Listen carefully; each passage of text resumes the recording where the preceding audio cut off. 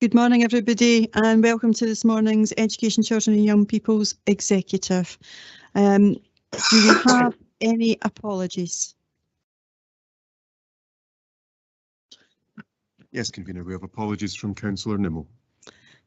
Thank you for that. Do we have any declarations of interest? No, none indicated. Before we begin the meeting, I was asked by Provost Bissett just to highlight to everybody the Provost appeal. We will look to circulate a flyer around everybody and indeed ask elected members to share that. The Provost appeal is to be able to give help, support and gifts, particularly to families and young people that may not get anything else this Christmas period. It's been a very successful appeal in the past and it's been very welcomed by the families involved. So if you can spare anything at all, I would encourage you to give to the appeal online through the crowdfunder that's been set up. If anybody has any difficulties, if you check out the Falkirk Council website, it's on the main page.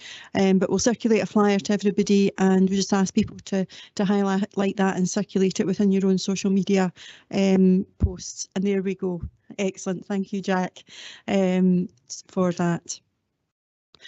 Okay, if we can now move into our agenda, and we have the minute of the meeting held on 26th September. First of all, I'll be happy to approve that as a true minute. Okay, thank you. I can't hear you nodding your head, Councillor Murtagh, but thank you. Any particular matters arising that's not covered on the agenda from that minute? No. We have the minute of the special meeting held on the 28th of October. Can we approve that as a true minute? Agreed. Thank you. And is there any particular matter arising in relation to that? It was only a single item agenda. No. Thank you. We now move to item 4, which is a rolling action log, and it's page 12 to 16 on your papers. And I'll go to Mr. Moody.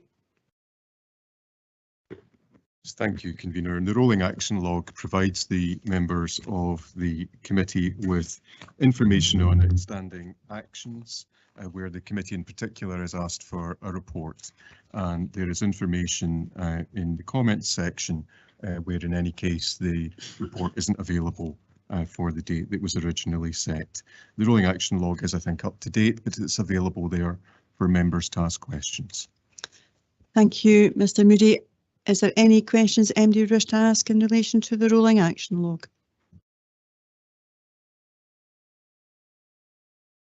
No. Okay, thank you. Our presentation this morning is in relation to moving closer to home, and it's around the family-based care. And we have Sharon who's going to give the presentation this morning, and there'll be an opportunity to have some questions and perhaps discussion following that presentation at the end. So if you want to just take it away between yourself and Jack on the presentation, and we can hear from you. Okay, good morning and thank you very much for giving me the opportunity to come and talk to you about the work we've been doing with the family placement team towards our closer to home strategy. There is a copy of the slides. Sharon, could I ask you to move a wee bit closer to the microphone so that we can hear you? You've got a very soft voice. Sorry, is that better? That's much better. Sorry, apologies. There is a copy of the slides in your papers and also a report provided by Aaron Singh, Senior Manager, so I'm intending to kind of give you some more detail around what's included in the report and in the slides. So you'll all be very familiar with our closer to home strategy, and under phase 2 you'll see a part there about foster care recruitment, and that's a central tenet of what we're aiming to achieve. So I'll be exploring a bit more of that with you today. Sorry, Jack, if we can move on, please.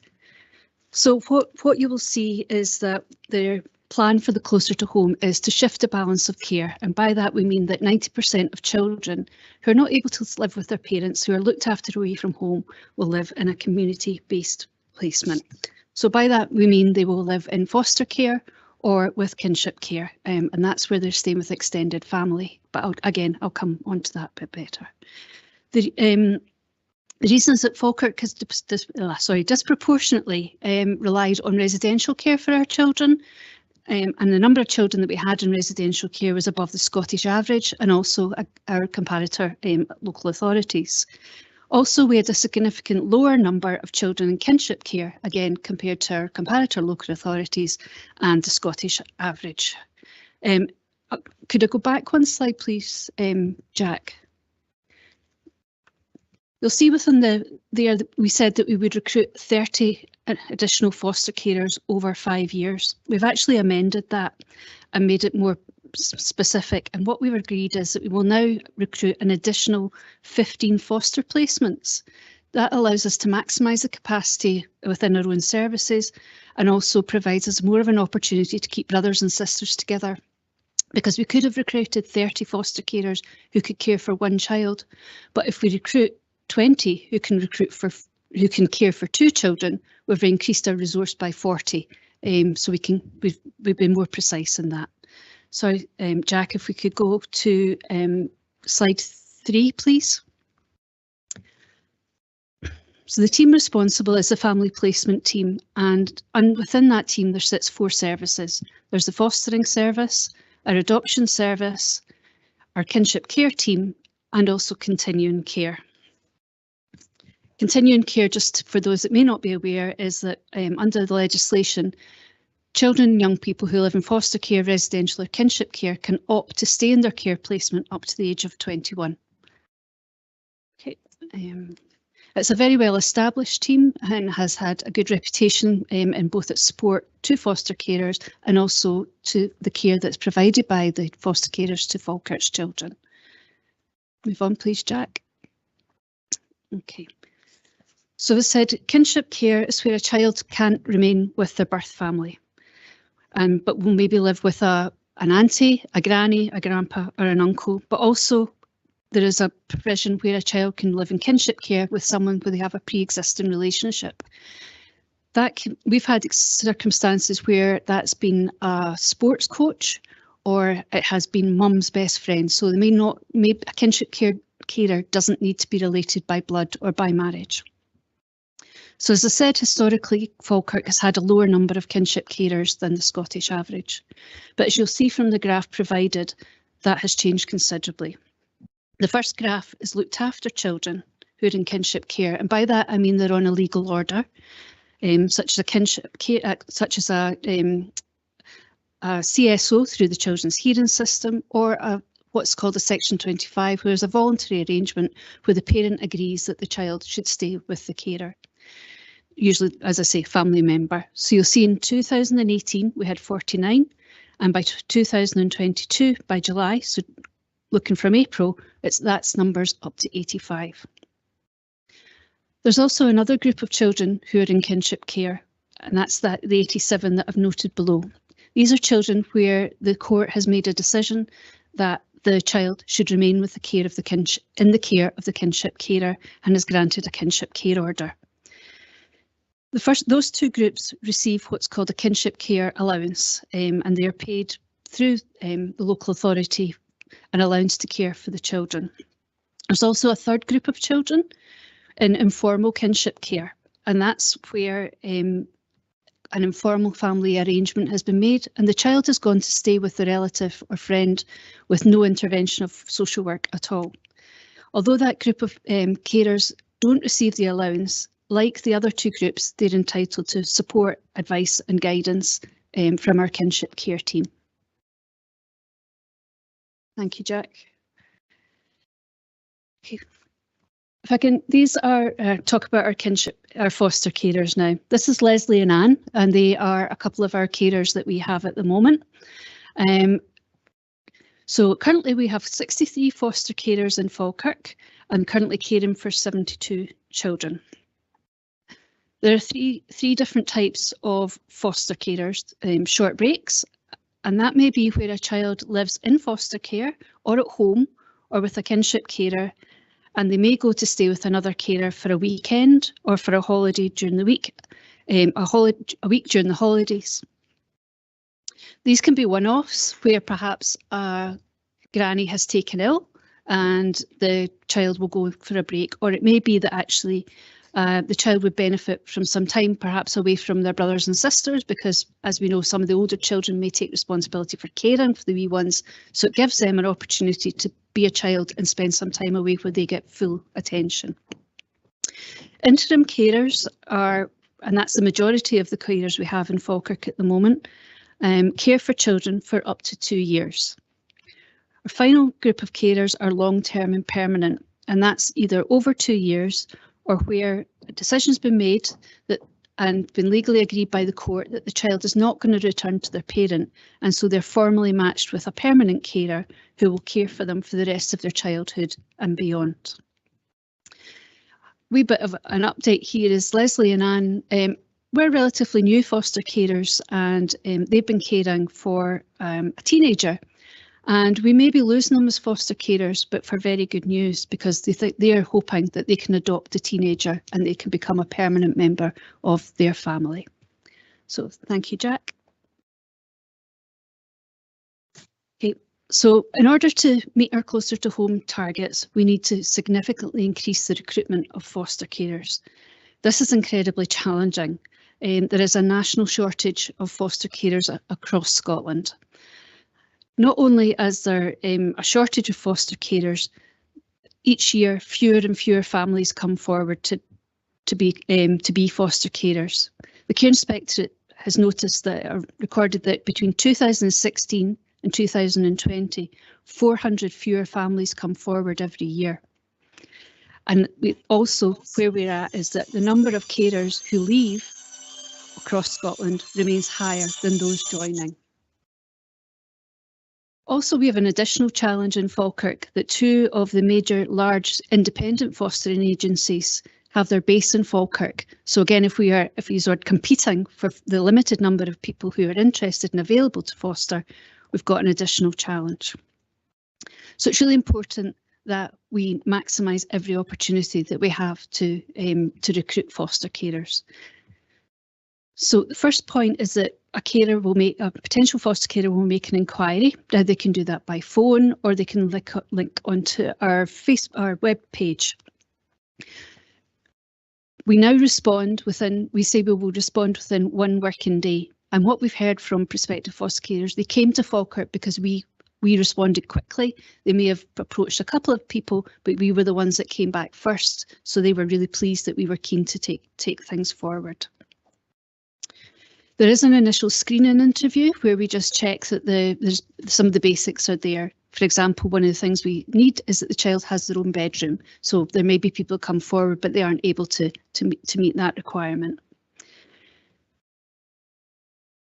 If things are progressing well, we have what are called preparation groups, where these are intensive sessions, maybe over 3 to 4 days, and we look at things such as explaining why children come into care, some of the legal issues that recur around the children that the foster carers may be faced with, and around child development.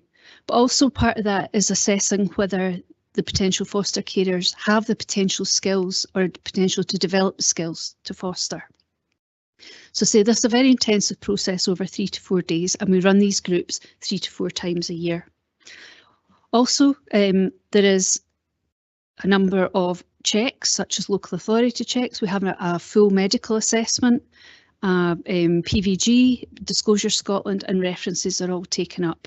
Again, an understanding of how crucial this role and how vulnerable the children are who will be coming to stay with these potential foster carers. Next on is an assessment. It takes around 6 months. That may seem a very, very long time, but actually, again, it's very intensive, again, reflecting the need for us to be sure that the carers are the right people to care for our children. So this is often known as a home study, and asks questions of whether the carers can meet certain competencies that are set out as a requirement. As I say, it is very in-depth and perhaps could be seen as intrusive, because it does look at financial stability, people's current and past relationships, their own childhood and their own experiences of being parented and of being a parenting. Also, it considers whether the couple or the individual has the capacity to care for a child who's likely to have experienced significant trauma. So there has been consideration whether that been shorter, but research shows it actually needs to be that depth and level of experience, level of assessment to ensure that we get the right quality of people with the right skill and the right commitment to care for our children. The report is then presented to a fostering panel who makes a recommendation on should the couple or the individual become foster carers, the number of children that they should care for, and also the age range of children they should care for, and also whether they're short breaks, permanent or interim as described before. Ultimately, the decision whether it lies with the agency decision maker, which is Sarah Lacey and Aaron Singh, who make the final decision. So it's a very long process, which is why when we can say somebody starts the process, it's not a quick fix in terms of getting our numbers up. It can be 6 to 9 months before we know if that one inquiry becomes a successful outcome of a foster placement for children. Jack, thank you. So it's really important not only that we recruit foster carers, but also that we retain the ones that we have. So this is something Falkirk, I'm very pleased to say, is incredibly good at. We've got some of our foster carers who've been with us for 30 years. That's real commitment from them, but I think it also shows that the support that we provide to our foster carers is incredible. So you'll see down the side some of the things that we provide. Each foster carer gets a supervising social worker, and that they will visit them regularly and they'll provide regular supervision. And by that, they will look at what skills the foster care needs, what challenges that's happening, what support they need to continue to care for the child. Often the carer may be upset on behalf of the child, so that's an opportunity for them to explore their feelings and ensure that they're in a emotionally stable place to care for the child. We also offer a fee, which is a competitive fee across the country, and we offer 2 fee bands so that if somebody is able to demonstrate they've got particular skills and particular skills and competencies, then they can receive an additional payment. We provide support groups, and also what's really crucial is that we've got a great bunch of carers who support each other, and that we call that peer mentoring. And also when someone new starts, one of our more established carers always comes forward and offers to be their buddy and to help them through their initial few weeks, months and years. We provide regular training. And also the photograph here is a wee event that we did just to say thank you during Fostering Falkirk, just to bring our carers together. This was just first time we got together after the pandemic, just a small event, but made a big difference, just showing our appreciation for everything that our carers do. Thank you, Jack. We've also invested in our carers so that they are able to provide additional support, more therapeutic support to our children. Currently, we've got a year's pilot where we're based a speech and language therapist within the family placement team, and they offer one-to-one support to foster carers and also some consultation. We've got 2 of our social workers now trained in therapy, which is a family therapy, which often helps child through play explore some of their emotions that they might not be able to say in words. And also we've got therapeutic crisis intervention is something that we're just starting, and that allows our foster carers to try and understand the meaning of the child's behaviour. As I say, sometimes our children can't say in words what it is that's upsetting them or what's going on for them. And it helps our carers then learn how to intervene in a therapeutic way and support the child during times of distress. But also there's a bit of them looking at themselves and that, what did I contribute today? Was I really tired? Was I a bit not myself? Maybe I need to look at how I'm interacting. So it's about looking at how the whole family works together. We also have 2 psychologists who are not based in the team, but we have access to for our children. And again, they provide consultation to foster carers and those supporting the child. And finally, therapeutic life story work. That is helping the child understand their story of why they came to live away from their family with foster care, and also help with their identity, understanding that it might not be with their family, but who their family are and what their roots are. Thank you, Jack. So finally, something again that we're doing it's unique in Falkirk, I believe, is that we've employed a part-time communications officer as part of the team. Now, I think I said earlier on, we need to attract as many people to come to fostering as possible. We need to do use as many avenues as we can to do that. So what we'll see is our comms offer, we've completely modernised our website. It was a wee bit clunky. It wasn't that inviting, but if you've had a chance to look at it, it's bright colours, it's easy to use.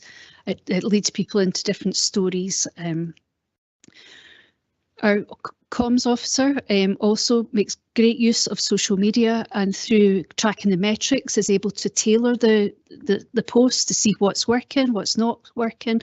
There's no point in us sending a Facebook message to Alice, who's 76 and lives in Orkney, but her daughter Susan, who lives in Falkirk, who's 35, is who we want to target. So by tracking who's linking our posts, what interactions we're getting, then we can be more precise with our social media interactions.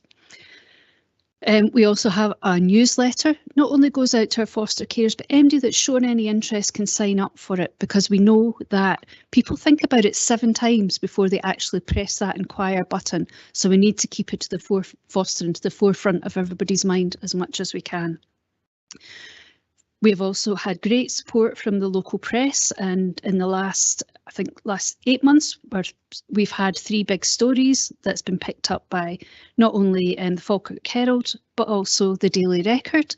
And again, that's about word of mouth, keeping it live, keeping it fresh in people's minds, and actually telling real people's stories about what it's like to be a foster carer. Last week, we had an open evening. An information evening where anybody can come along, and we've got people in the team there, we've got foster carers there, and we've also got some of our older young people who've been in foster care who are able to talk to prospective foster carers about what it's like, what it was like for them, and what they needed from their carer. So that's the last of my slides, but just to give you a wee bit of where we're up to today. Currently, we've got 7 fostering assessments underway. I said we'd 4 families attend the open evening last week, which might not sound a lot, but one was had so much potential, we're starting their assessment straight away. One wasn't suitable, but we'll follow up on the other ones with hope. Well, we have followed up on the other ones with home visits. And the last thing is I think you saw in my thing, we did the preparation groups before the assessment. We're going to try and flip that and start the assessment sooner than the preparation group in case there's a bit of a wait. So what I'm saying is that we continue to innovate in order to try and attract as many people in Falkirk to fostering as we can. So thank you very much for listening to me. Thank you. Thank you, Sharon. That was much appreciated, and I hope people understand the breadth and the depth of fostering.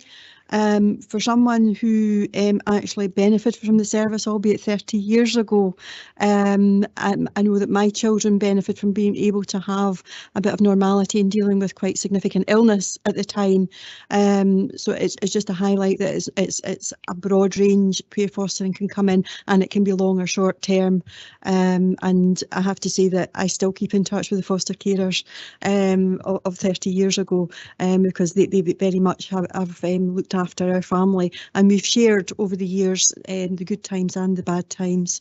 So thank you for that. I'll go to Councillor Colley first, and then I'll open up for any other questions or comments.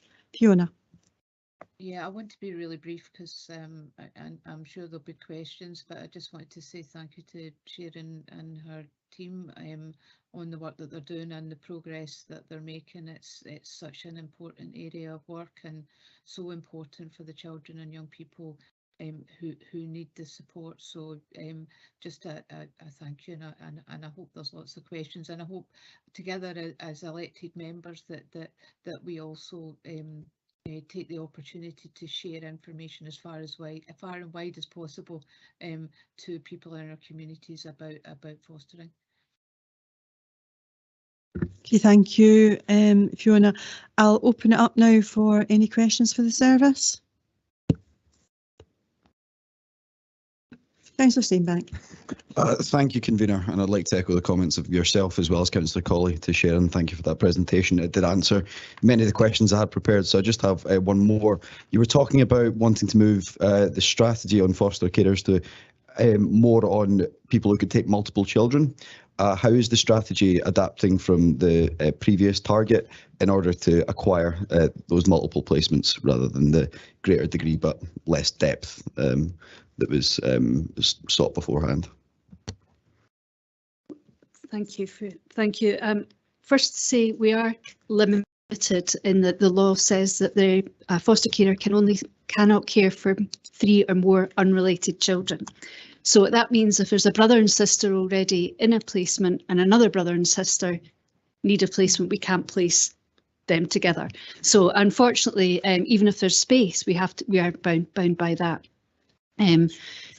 We are very conscious of perhaps taking a less cautious approach, and historically we've maybe said to foster care, let's try and see how you do with one child for a couple of years and see how you go. But actually we've learned that our carers are actually much more capable than we've perhaps given them credit. So we're looking at starting off with 2 where possible, and where maybe carers have already been caring for 2 for a number of years and say their daughter's gone off to university. Could we then expand our current carers to take 3? Because they now have the physical space, but also they've had a few years of fostering, they've built their skill base, they've had more and more training. So over time, not only do we intend to, or we are recruiting carers who can take more children, we're asking our current carers, can you take more children? Thank you. Thank you. Thank you, Councillor Steenbank. I've got Councillor Hannah, Councillor Spears and then Councillor Kerr. Thank you, Convener. And thank you for a very clear, succinct presentation and for the work that you and all your fellow officers do. I think it's a vitally important service and clearly needs to be supported, needs to be developed, needs to be expanded. So good luck with your foster carer recruitment. I think you slightly underplayed your slide about kinship care. I did a quick calculation there and I see that since 2018 you've actually increased the number who are looked after in kinship care from 2018 to 2022 by 73%. I think that deserves a gold star. So I'll get you I'll get you your sticker chart, which I'm sure many of the foster carers use. On a more serious point though, the cost of living increase has had a huge impact on many people, and I'm sure it has had a very significant impact on foster carers and kinship carers as well. And I think it is important that we're all cognizant of the fact that this is a problem and it could have an impact on your recruitment of foster carers. And I wonder if you could maybe tell us, I don't know if it's yourself or someone else, but what activities, what has been put in place to try and ensure that kinship carers, foster carers get the necessary support to ensure that they are able financially to do it. We know that they're willing and able to do the parenting, but the financial concerns do have to be taken into it as well.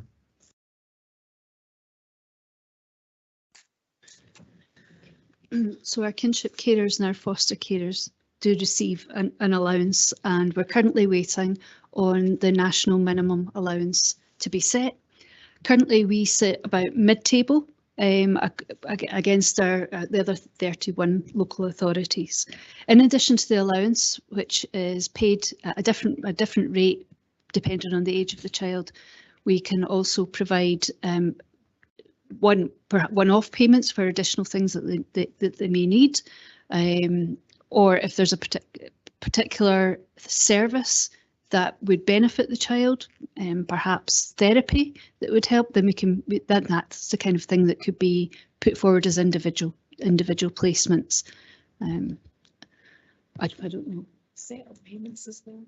Set up payments. Oh yes, sorry, set up payments, excuse me. That is where first become a foster carer, first become a kinship carer. We will pay for beds, mattresses, buggies, chest of drawers, whatever it is, full set of clothing to get the carers started and for what the child needs.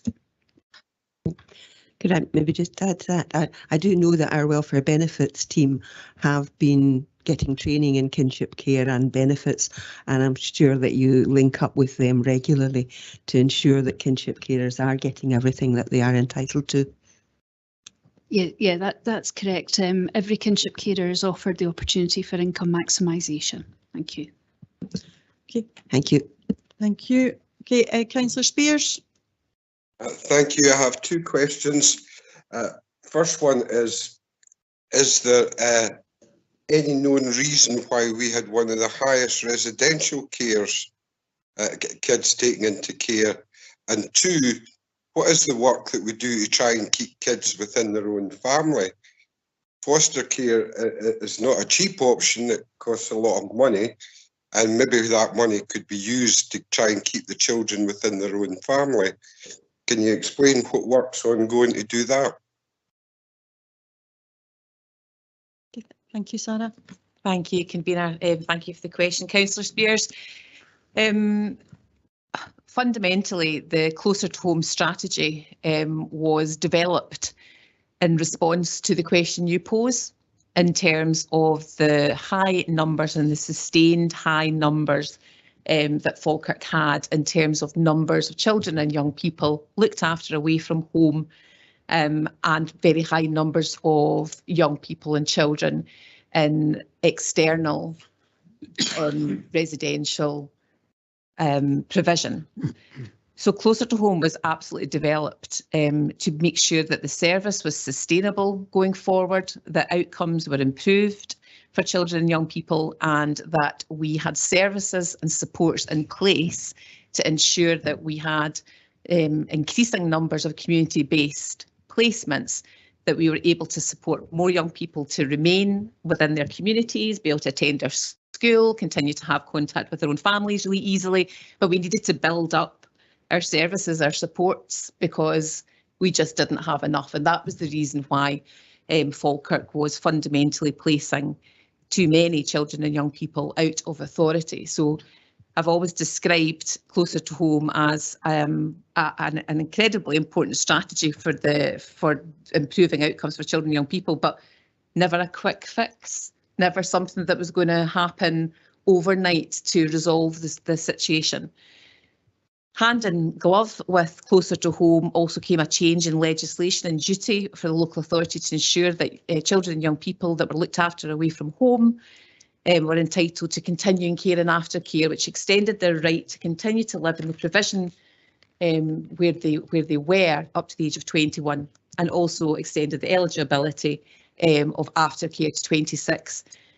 So these were monumental and critical changes, so important for those really good outcomes for children and young people, no longer having to leave the places where they were established and had lived for years at the age of 16, as had been the case previously.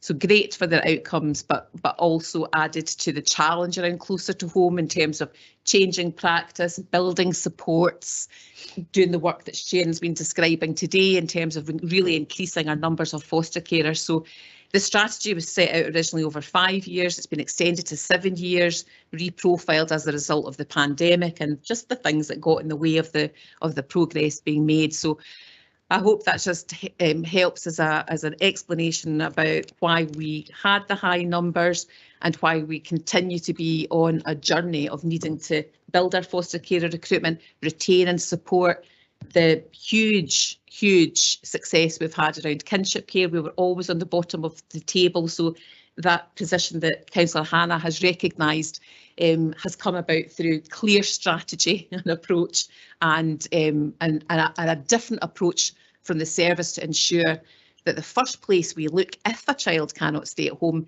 because Councillor Spears, absolutely, if it is safe enough for a child to remain in their own home, that is where our support goes.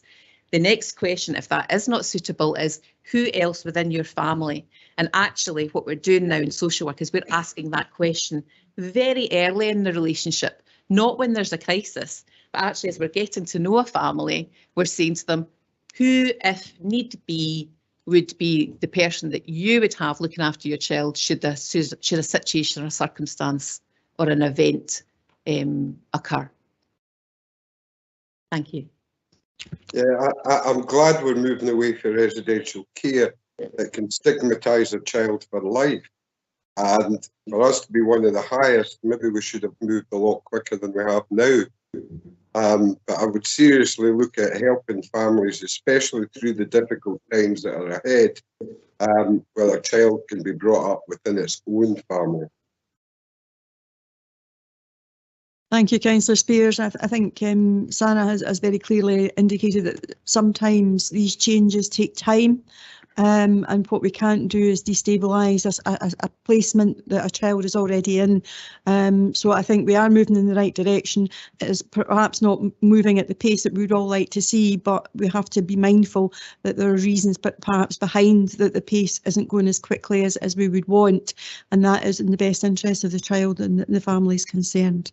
Okay, I now have Councillor Kerr, I then have Siobhan and Councillor Bundy. Thanks, Convener. I'd like to thank Sharon for the report, like everybody else. And I have friends in this authority and out with the authority who both have been carers for Kenneth, and his wife have been carers for 40 odd years. The kinship, I know a few families who have went down that road. And you mentioned, Sharon, about 3 categories, and one of the categories, the third category, didn't get any financial help. Why is that? Thank you. The reason is that they're not regarded as looked after children because the local authority had no role in placing the child there. That was a family arrangement. Social work did not make that decision, did not decide that that child was not safe to remain with their parents. That's where the family have themselves come to that agreement. Therefore, they don't fit under the legislation that have been entitled to the kinship care allowance. Because I came across one of them situations before, and the grandmother says I could have just gave the child over to the authority and asked for her to bring it back. And I don't know if it's as easy as that, but I don't think it's fair. These people are doing the same as the other 2 categories. It's just that it's not been through that, and I understand why. But I just think that they need the help as the same as everybody else. And my second question is, you had mentioned the 2 national carers in this area. Is there a big difference? And I know these people didn't go into this for money wise, but as a few people have mentioned, the cost of living crisis, is there a big difference in the money that they receive compared to these 2 national carers? If you were to look at a headline figure that they may put in their advertisements, it may look as though there is, but when you add up everything that we offer holidays, we offer a retainer, so if a carer isn't able to care for 6 weeks to take a placement, we will continue to pay them. We offer additional allowances, Christmas, birthdays and holidays, the start-up allowance. So once it's all added up, I would say we pay an equivalent or more than our competitors do. But I think the big difference, the main difference, is the amount of support that we can offer. And we have foster carers with us now who've originally gone with the independent agency and have spoken to our carers and realised actually the support they get from the local authority is greater, and have chosen to leave the third sector or the independent sector and come to foster with us. Thanks very much. And I think the department's doing a great job, and it'd be great if we didn't need to have this, but unfortunately we do, and I'd just like to thank your team for the hard work they do. Thank you. Thanks, Convener. Councillor Patterson. Thank you. One comment, one question. Full disclosure, I'm a residential childcare practitioner, and I know that we recognise that it's never ideal that any child is placed in residential care, but I'm also very conscious that we don't demonise it or stigmatise it, because it plays a vital role, and a lot of our kids have really good outcomes. So just recognising the role that residential practitioners do, certainly in the Falkirk area. And my question is, it was great to see all the different therapeutic approaches that we have available to us. I was wondering, what are the wait times, like how easy is it for our young people to access it once it's been identified that it would be beneficial? How long is the lag time between any of those services or all of them? Okay, first of all, residential childcare is very close to my heart. So what I say is that different children need different placements at different times. So I'm sorry if that's how it came across, but residential childcare, as I say, very close to my heart. Because they're within our team, we can respond pretty quickly. For example, the speech and language therapist, we don't have a referral form. It's a conversation that we have. So the foster carers or the kinship carers social worker can just say to Hazel, could I just talk you through this? And she can look at her diary and say, do you know, on Tuesday afternoon I can pop out and have a chat with the carer. The therapy, there's going to be some training for our foster carers and kinship carers by the people who've been trained in some of the basic techniques. And again, we control that. We can decide when that is and when we can get a group of people together.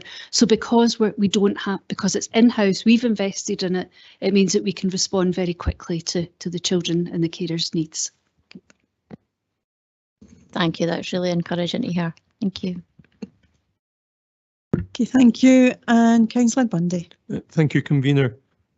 In the report, it says that there's a cost increase of increasing the number of foster and kinship carers, but that's offset by the reduction of cost for residential placements. Is there any numbers associated with that statement? If I can say that an average residential placement costs around £4,500 a week. The equivalent of a external foster placement is about £4,500 a month. And then our own foster care service would come in around about 2/3 of the cost of a external placement. Great, thank you. It also says that there might be a significant financial implication if the Scottish Government make a national minimum fostering allowance, which is above the Falkirk Council fostering allowance. Is there any update on the negotiations between COSLA and the Scottish Government? I'm sorry, there isn't any update, but I keep close eye on it, and I will hear through the national group that I sit on. As soon as there's any movement, we will get notification of that. Great, thank you. And my final question is, in the equality section, it says foster carers are required to meet children's religious and cultural needs. What does that mean in practice? Thank you. I can give you a very live example at the moment. Through the National Transfer Scheme, we've got some young people, unaccompanied asylum seeking children who now are Falkirk's children, and they may practice they're Muslim and practice their Islamic religion. So therefore it is the foster carers' responsibility to ensure that if they eat halal meat, that is provided for them. They have to make sure that they know where their mosque is, find an opportunity to make sure that they're linked in with their mosque.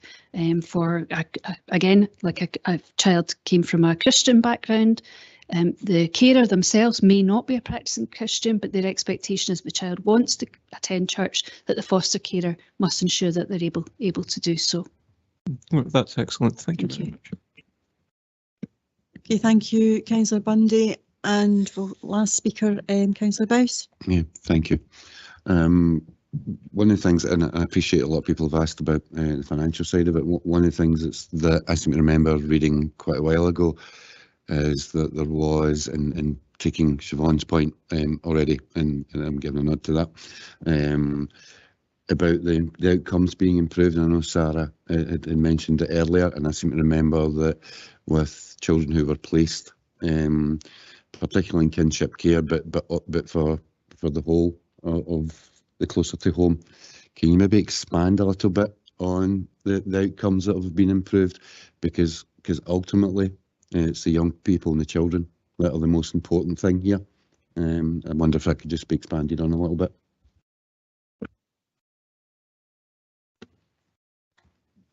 Thank you.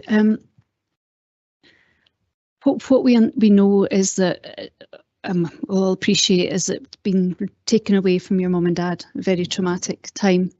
So to be taken away from your mum and dad and separated from your brother and your sister at the same time can be equally traumatic. So it's really important that we try and keep families together. We know that when brothers and sisters are kept together, that their outcomes are better. They provide emotional support for each other. They provide a coherence of their life story.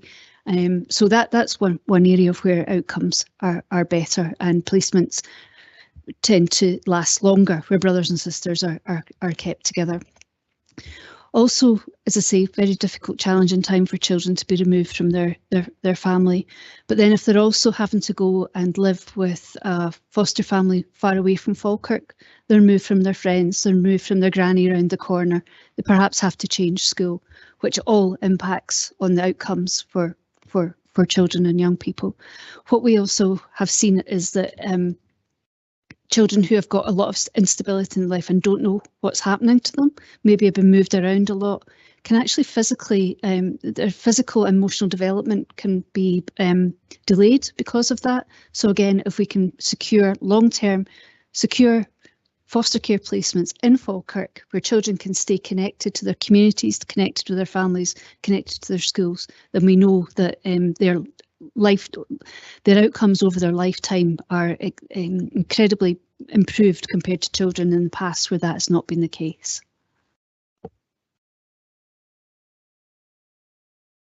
Okay, thank you. Thank you to Sharon and Sarah for the presentation today. I think it's been heartening to hear the progress that has been made around closer to home, and indeed ensuring that people or young people are able to be placed locally and get the support they need and be able to keep that familial contact across the piece. So all it means is to ask if committee are happy to agree the recommendations in the report to note where we are, and we'll look forward to getting further updates in due course. Agreed. Agreed. Thank you. Okay, we move on to part B of our agenda, which is educational functions, and we start off with item 6, which is a consultation on the proposed mothballing of Blackness Primary School. And it is with Mr Greenhorn. Okay, thanks very much, Convener. The purpose of the report before the Executive today is to consider a proposal to progress with an informal consultation to consider the proposal to mothball Blackness Primary School. In alignment with the Council plan as outlined in 1.2 of the report, there are 4 recommendations today for the Executive to consider. They are outlined in Section 2. Section 4.1 and 4.2 provide details on the phrase mothballing, and also shares the criteria that was agreed by the then Education Executive that set the criteria for officers to consider mothballing back in 2018. Section 4.3 and 4.4 that confirms that there was a temporary hold put on the mothballing criteria before it was assessed to allow the strategic property review and particularly the work around the community conversations to be completed. The community conversations were completed in a report that was presented to Falkirk Council in May 21. So it's therefore incumbent on officers to take forward the initial agreement that the then Education Exec set in 2018 to consider any school for mothballing where the roles fall below the agreed level. Section 4.4 and 4.5 give some details on some of the challenges, in particular 5 areas have been highlighted where small school roles can present challenges and have probably a negative impact on pupils' learning experiences. The areas that are outlined in the section cover attendance, they cover lack of diversity, rapid work completion, fewer activities and increased anxiety. In section 5 it looks at the considerations. It tracks the reduction in the school roll over 4 years and it confirms that the current school roll as it stands today is sitting at 8. It breaks down the school roll between catchment and non-catchment pupils as well. For members' information, the school currently operates with a one-class configuration which covers all cohorts of primary aged children. Consultation process is outlined if it's accepted in section 5.4 to 5.7. It also covers a letter in Appendix 1, the proposed letter that we go out to affected parents. And just to give members an assurance that also throughout this process we would be engaging with both staff and pupils to make sure they understand the implications of the proposals that have been discussed today. The period of the consultation, if it's accepted, is outlined in section 5.7. The consultation at the moment, the proposal is it would close on the 9th of December.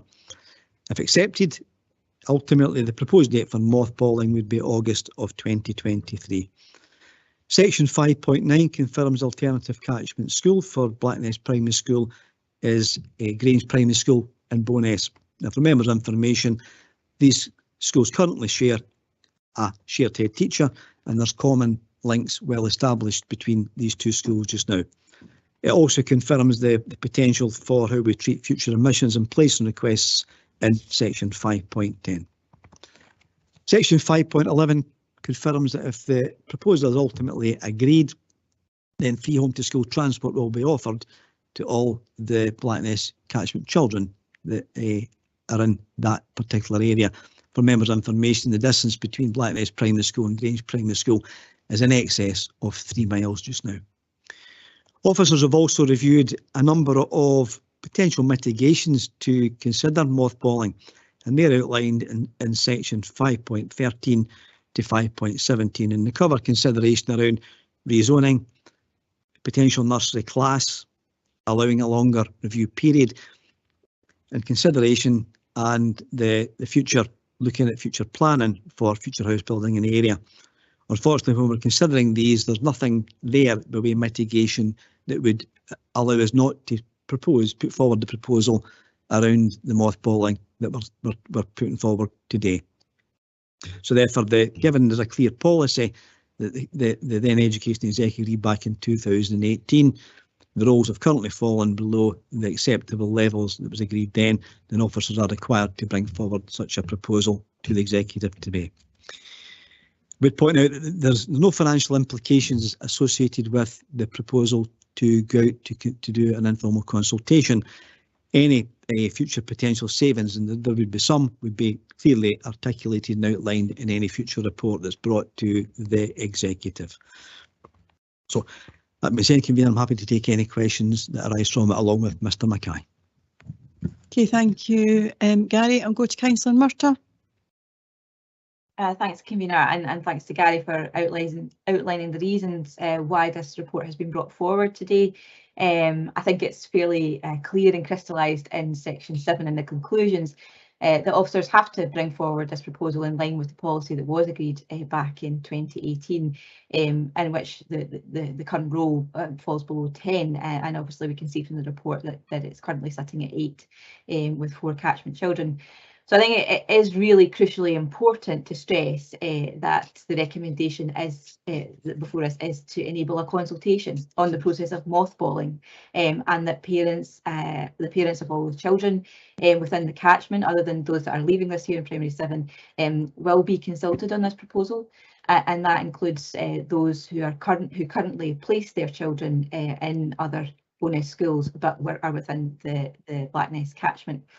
So I think the salient points, in section 4.5 outlines some of the reasons why we originally considered and agreed the mothballing policy unanimously at the time in the Education Executive back in September 2018, and some of those considerations around the quality of education and the wellbeing experience of the children, who are attending a school with such a small school role. And we've heard that that's a one class configuration for the whole of primary 1 to primary 7. So I just want to go back to those, and Gary outlined the headings, but look at some of the detail within the report on section 4.5. So, it's looked at in terms of the attendance issues, and we all know that the situation we've had over the last few years in terms of COVID. And when you have, potentially 1 or 2 children missing in a class, when you have 30, that's not so much of an issue, but that's a significant difficulty if a class is undertaking project work, or if they're doing learning and lesson planning for the teacher to be able to deliver the quality of learning when you've got a significant proportion of the class missing, can have a real impact on what can be delivered. So that's one aspect. Also pointed out in terms of the lack of diversity, clearly a lack of age diversity in terms of the children who may be not having very much peer support, in terms of if they have a large gap between 1 primary 7, 1 primary 1, 2 primary 3s, etc., etc. It's very difficult in terms of the breadth of experience of children and the kind of demographics that those children may come from to experience the breadth of many societal diversity aspects. So it's important that we look at that aspect too in terms of our children's learning. Sorry, I was getting a bit of background noise there. So the opportunity as well for, if you have a small class and you only have 10 in that class across the entire school range, in terms of activities which may require a much larger number of children to be able to participate in those are also missing from the educational experience of our young people. And also, I think what was really crucially highlighted is the increased anxiety that it can cause amongst children, and that if they are potentially the only primary 7, primary 4, primary 3 within their cohort, then they don't have the opportunity to learn from each other in that same way, to do teamwork, to do various aspects of classwork together and project work together, and their experiences are then limited. But they also may feel a loss of that anonymity of being the only one in that stage when things are being progressed. So I think these are all aspects which are important to stress we're considering for the educational attainment, experience and well-being of our children, and that's why we agreed the policy in the first place, and that's why it's been looked at, and there are other aspects to that also. So we've heard, obviously, moving on, and briefly spoke about section 5 and how the catchment children who attend Blackness Primary are down at 4, and there are an additional 4 coming out with the catchment area. And I know that while our teachers are very highly skilled and flexible and dedicated and innovative, it is obviously a challenge to do the best for all of those children in those circumstances. But as Gary outlined, our staff will be part of that consultation process, and will be having discussions with the staff and the children during this time. So I think it's clear that with those aspects in mind, it's critical that we do consider this today. And as a parent, I mean, and someone who is from a smaller rural community, I entirely understand there'll be very mixed emotions amongst the community. And of course, you know, it's right that questions are raised and those voices are heard. This consultation gives the opportunity for views to be considered and listened to and put in context and other things examined. But as we've heard from Gary in the report, at this stage, in terms of the mitigations and the outline planning of what's coming down the line, there isn't the kind of planning assumptions there for us to be able to not consider mothballing at this time, and that will be why I'll be supporting the recommendations. So I think that you know, I've been through this process in my own ward as well, with both Kenner Primary School, and again, very emotive and very difficult in terms of the conversations with the community. But ultimately, the experience of the children and the well-being educational attainment of the children, I think, is recognised that that was the best thing for those children, and that's what we are here as this committee to do. So I think that the mothballing consultation process gives us that opportunity to consider everything before us, to look at the options that are there, but also given that this process, mothballing, will go over the next couple of years, and we will be able to re-examine what's happening with the school rules over that period. You know, it's important to understand it's not the end of the process, and you know, to give that assurance to our community and to our parents. So I'm happy to support the recommendations in the report and to formally move them, and look forward to their contributions of colleagues. Thanks, convener. Thank you, Councillor Murtagh. Councillor Bowes. Can I formally second and reserve the right to come back in? Okay, thank you, Councillor Bowes. Can I ask? I'm going to ask a question. What can I ask a question? I'm going to ask a question. Just having gone through this process previously with both Kenner and Lyme-Rigg, I just wonder about the experience and from the perspective of the parents and the children, to the outcome of that. And I just wonder if Mr. Mackay would maybe give a wee bit of detail around that. Yep, thank you very much, convener. Yes, we obviously undertook this a number of years ago with Lyme-Rigg and both Kenner parents, community and young people. And again, a similar set of circumstances with declining roles within these educational establishments. And again, similar links with the local primary school, both at Slamannan Primary School and Bean Cross Primary School. And again, I think that the links historically between the small school and the mainstream school then allowed the young people to transition effectively to the mainstream secondary school, and were very well supported by colleagues, and the staff transferred with them as well, so we had continuity of learning during that transition period. So there was known faces, and we are aware obviously that the school's got a close link, so the young people within the small primary school had an awareness of the kind of larger primary setting.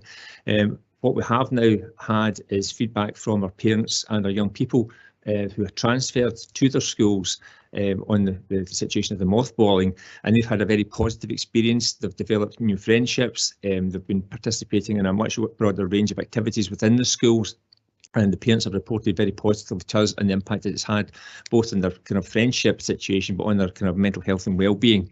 And it also then prepares the older young people for the transition into secondary school, because from the smaller schools they were transitioning into one of our larger schools. And obviously Bowness Academy, while it isn't our largest school, still has 750 children and young people attending that school. So if you're moving from a school where the total population is as low as it currently is at Blackness, that in itself is a challenge. So the opportunity for the young people when they move to Grange Primary School to form those peer groups and have that support as they then transition into the next phase of their learning, I think is really crucial, and that's certainly been acknowledged by the parents of both Lyme-Rigg and Buth Kenner with the previous mothballing schools. Okay, thank you for that, David. I've got Councillor Spears, I've got Councillor Gardner and Councillor Hannah. So Councillor Spears first. Okay, thank you. Like some other councillors, I've been approached by Blackness Primary non-denominational school parent council. We speak about demographics, kids and demographics. In our previous agenda item, we spoke about closer to home and remaining local. We need to really take care here with our rural areas. The school is a school, but it's also part of the community. People live in rural areas to live in a rural community, and the school is an integral part of that community. Now, some of the figures that have been given out for the future years demographic on pupil numbers, this doesn't seem to align with what the Parent Council are telling us, and they reckon there'll be further 4 children, taking it up to, I believe, 15 in 2005. So I appreciate this is only a consultation, and I would imagine the majority of the local people, because we're only consulting with the local people. Now, there's a lot of people in Bowness might want to send their children to a different learning experience in Blackness Primary. So if the numbers are going to be 15 in 2025, sorry, then should we not consider taking no action at present because the number of pupils is going to increase? Now, the consultation, can we widen that consultation? That's one question. And the second question is the transport costs for these children. I know at the last budget there was transport cuts and free transport to school for children. Now, this is over 3 miles to Grange Primary. Will this then cost the parents an increased amount to send their children to that school? Okay, thank you, Councillor Spears. A couple of things I would like to maybe get clarification in that. My understanding is there's not actually a parent council at Blackness, but I may be wrong in that. But maybe officers could respond to that as well. Okay, thanks, Convener. There is no parent council at Bowness in terms of Councillor Spears's questions, and there are a few relevant points there. Firstly, in terms of the quoted numbers, we don't recognise them because over the last couple of years the numbers have fallen. Parents do have the right to put placing requests in, but placing requests are controlled by our placing request policy.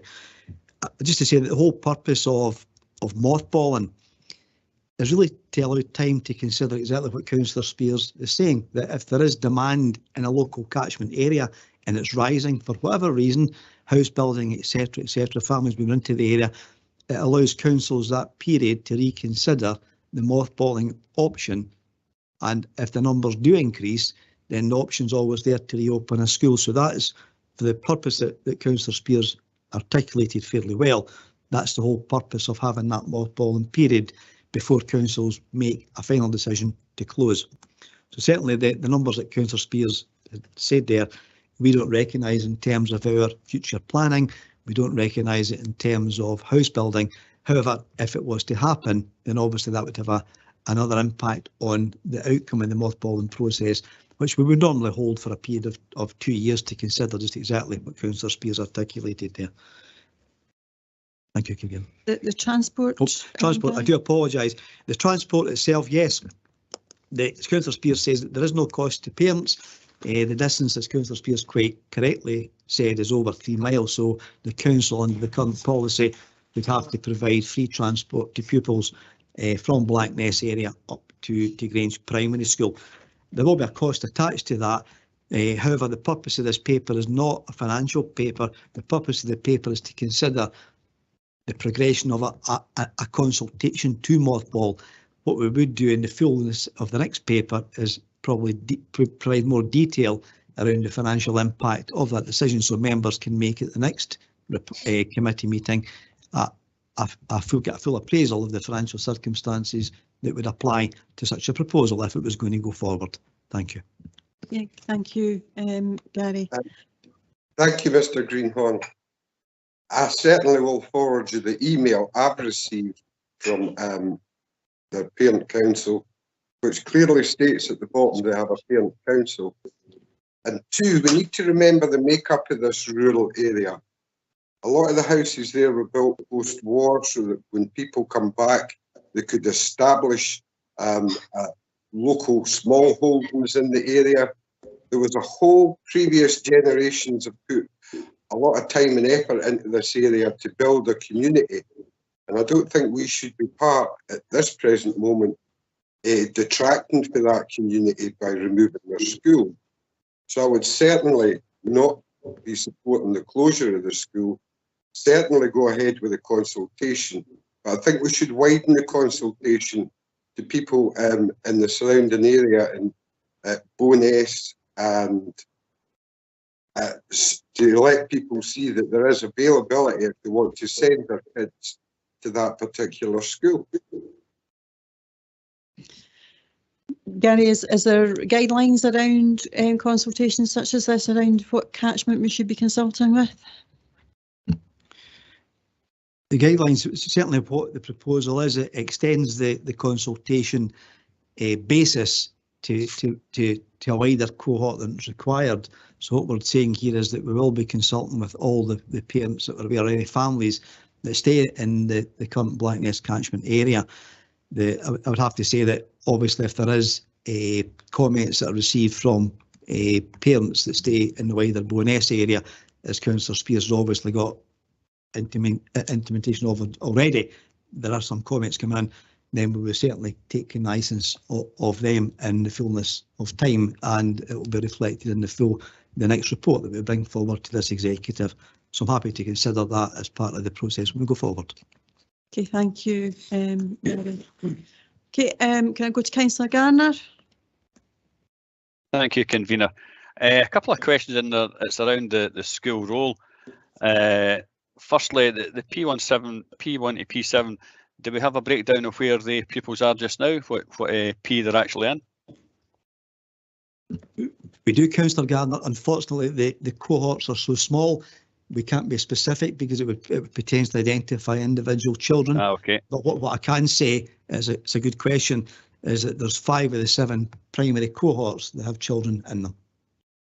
Okay, thank you. The other thing I'd like to ask, and it seems a very high percentage to me that 4 of the pupils at the school, a total of 8, are actually from out with the school catchment area, and I see 3 of them are from the Falkirk area. Maybe you can't go into specifics in that either for that reason, but is there a reason you can actually give us why that is so high and why there is 3 from the Falkirk area and they aren't at their schools closer to their home, I'm presuming? All I can say, Councillor Gardner, is that the 3 that are there by a placing request in terms of parents have put placing requests in to get their children in to the school. What I can say is the majority of those are from the Bowness area itself. So I can't say what the reasons are for parents putting placing requests in to come to Blackness, but that's the facts and figures on it. Okay, I'm guessing that's the highest percentage of non-catchment pupils at any school in the area. It would certainly be the highest because overall the total roll is fairly small. However, in terms of other schools, we do have, in fact, Bowness traditionally, because of the close proximity to the schools, has a high ponderance of placing requests that are put into that particular area. So a lot of the Bowness schools do have quite significant placing requests, all of which I would have to say to allay members' fears that the Bowness schools can cope with that just now. Okay, thank you. 3 miles is very close. Yes, thank you. Okay, thank you, Councillor Garner. I've got Councillor Hannah next, then I'll go to John Chalmers, Councillor Bundy and Michael Rollo. Thank you, convener. I have a number of issues and a number of questions about this report. First of all, I'd like us to use honest terminology. Mothballing is about closure of a school. It's you say it's going to be closed temporarily for 2 years, but 2 years is a very long time in the life of children. And if children have been moved from one school to another for 2 years, the chances are their parents are going to make a variety of decisions about what they do. They may move out of the area. It's quite likely that some people, as Councillor Gardner properly identified, there's a high proportion of non-catchment area pupils in this school. Perhaps that's because parents have chosen to send their children to a smaller school, and that may be for good reasons. I'll have to stand up and be counted. I moved from Edinburgh to Falkirk, and one of the reasons was my daughter was coming up to 5 years old, and I did not want her going to a big city school. because I did not think that would be in her best interests. I moved to an area where she went to a small school, admittedly not as small as Blackness, but it was a small school and she thrived there. Now, my questions are twofold. First of all, the strategic property review is mentioned here. Now, I'm concerned that we have been getting salami slicing on some of the properties that this council is responsible for. We've been told we're going to get a strategic property review on the table. We've been told for the last 6 months, it's coming, it's coming, it's coming. In the meantime, we get reports like this talking about the closure of Blackness Primary School. We get reports about closure of Kilns House. We get reports about the closure of Falkirk Town Hall. It seems to me a strategic property review should be strategic, and these things should be included in the strategic property review. So I'd like you to say a little bit more about why we are doing this when the strategic property review has not been reported upon.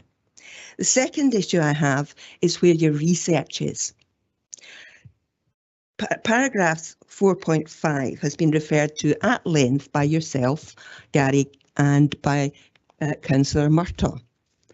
Now, paragraph 4.5 is lots of reasons why small schools are bad. None of these reasons are identified as coming from any actual research. I would like to know where the research is. I sat this morning and Googled benefits of a small primary school education, and I found dozens of lists of benefits of small primary school education. There are lots of benefits of small primary school education, and I would have hoped that our officers would give us balanced reports. It is entirely a question for the councillors to make decisions, but it is, I think, for officers to provide a balanced report that gives the pros and cons of a recommendation and allow politicians to make the decision as to whether which decision is to be made. So I would like to see this report put back to the officers for a more balanced report rather than saying we want to do this and here are the reasons we want to do it, when there are other reasons. Now, in relation to the parent council of the Blackness Primary School, again, information has been given wrongly. Well, I am looking at the Blackness Primary School website as we speak. It's www.blackness.falkirk.sch.uk. And under parental information, there's a parent council with elected members of Chairperson Mrs. Walsh, Secretary Dr. Graham, Treasurer Mrs. Fairley, Fundraiser Mrs. Campbell. Incidentally, the email which Councillor Spears refers to, which was sent to a number of us, is from Dr. Graham, the Secretary of the Primary Schools Parent Council.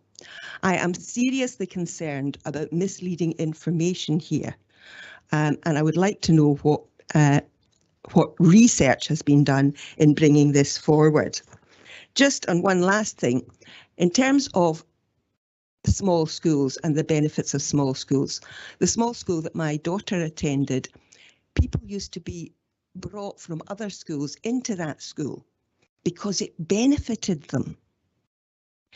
I would always remember, and I will remember as long as I live, one of the events at the school where the children were all saying, it was the primary 7 children saying what their memories were of being at that particular primary school. I should name it, it was California Primary School. And it was an excellent primary school. My daughter benefited greatly from her education there. But one event where all the primary 7 children were saying what they thought about the primary school. There was one young lad stood up and he said, "I've not been here for long. I was moved into this primary school." But the thing that's really important about it to me, and excuse me, is I don't get bullied. And that is one of the many benefits of a small primary school. Teachers know the children individually. Teachers can do things about it, about any bad behaviour. I would like an honest report that gives us the pros and the cons, and not be asked, as I have been asked before, to vote for a pig in a poke.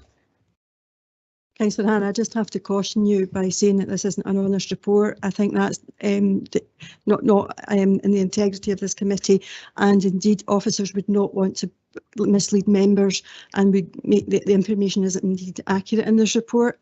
I understand your passion for that, but I do have to say caution that this cannot be put up on officers, and it's not an honest report. If you want more information, then there was certainly more information could have been sought in the time periods the papers have been issued. Also, no one is saying that small schools are bad things.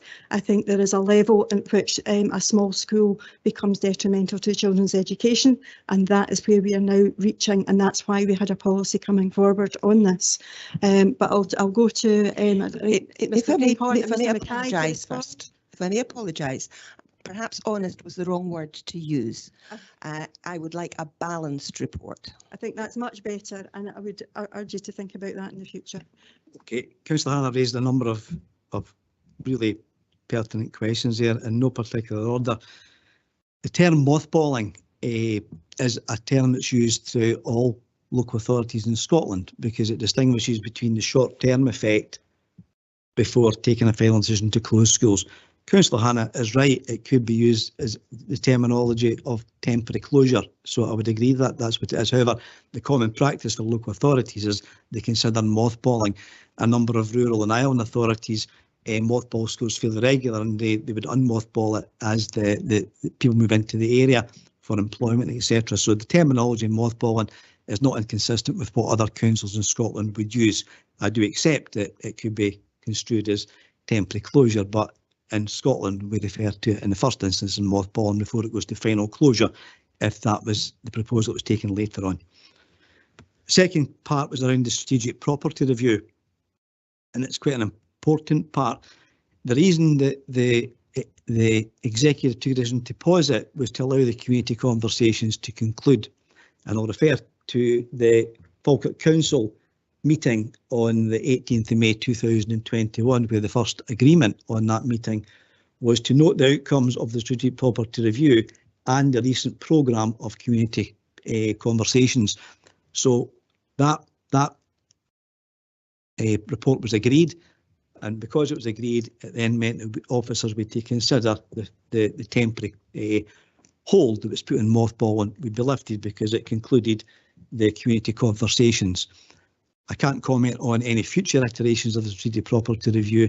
It's not Children's Services domain, albeit we are involved in all conversations around that on a wider basis, so I can't comment any further. But just to say, it does reflect the finalisation of the community conversations that was agreed by Council on the 18th of May 21.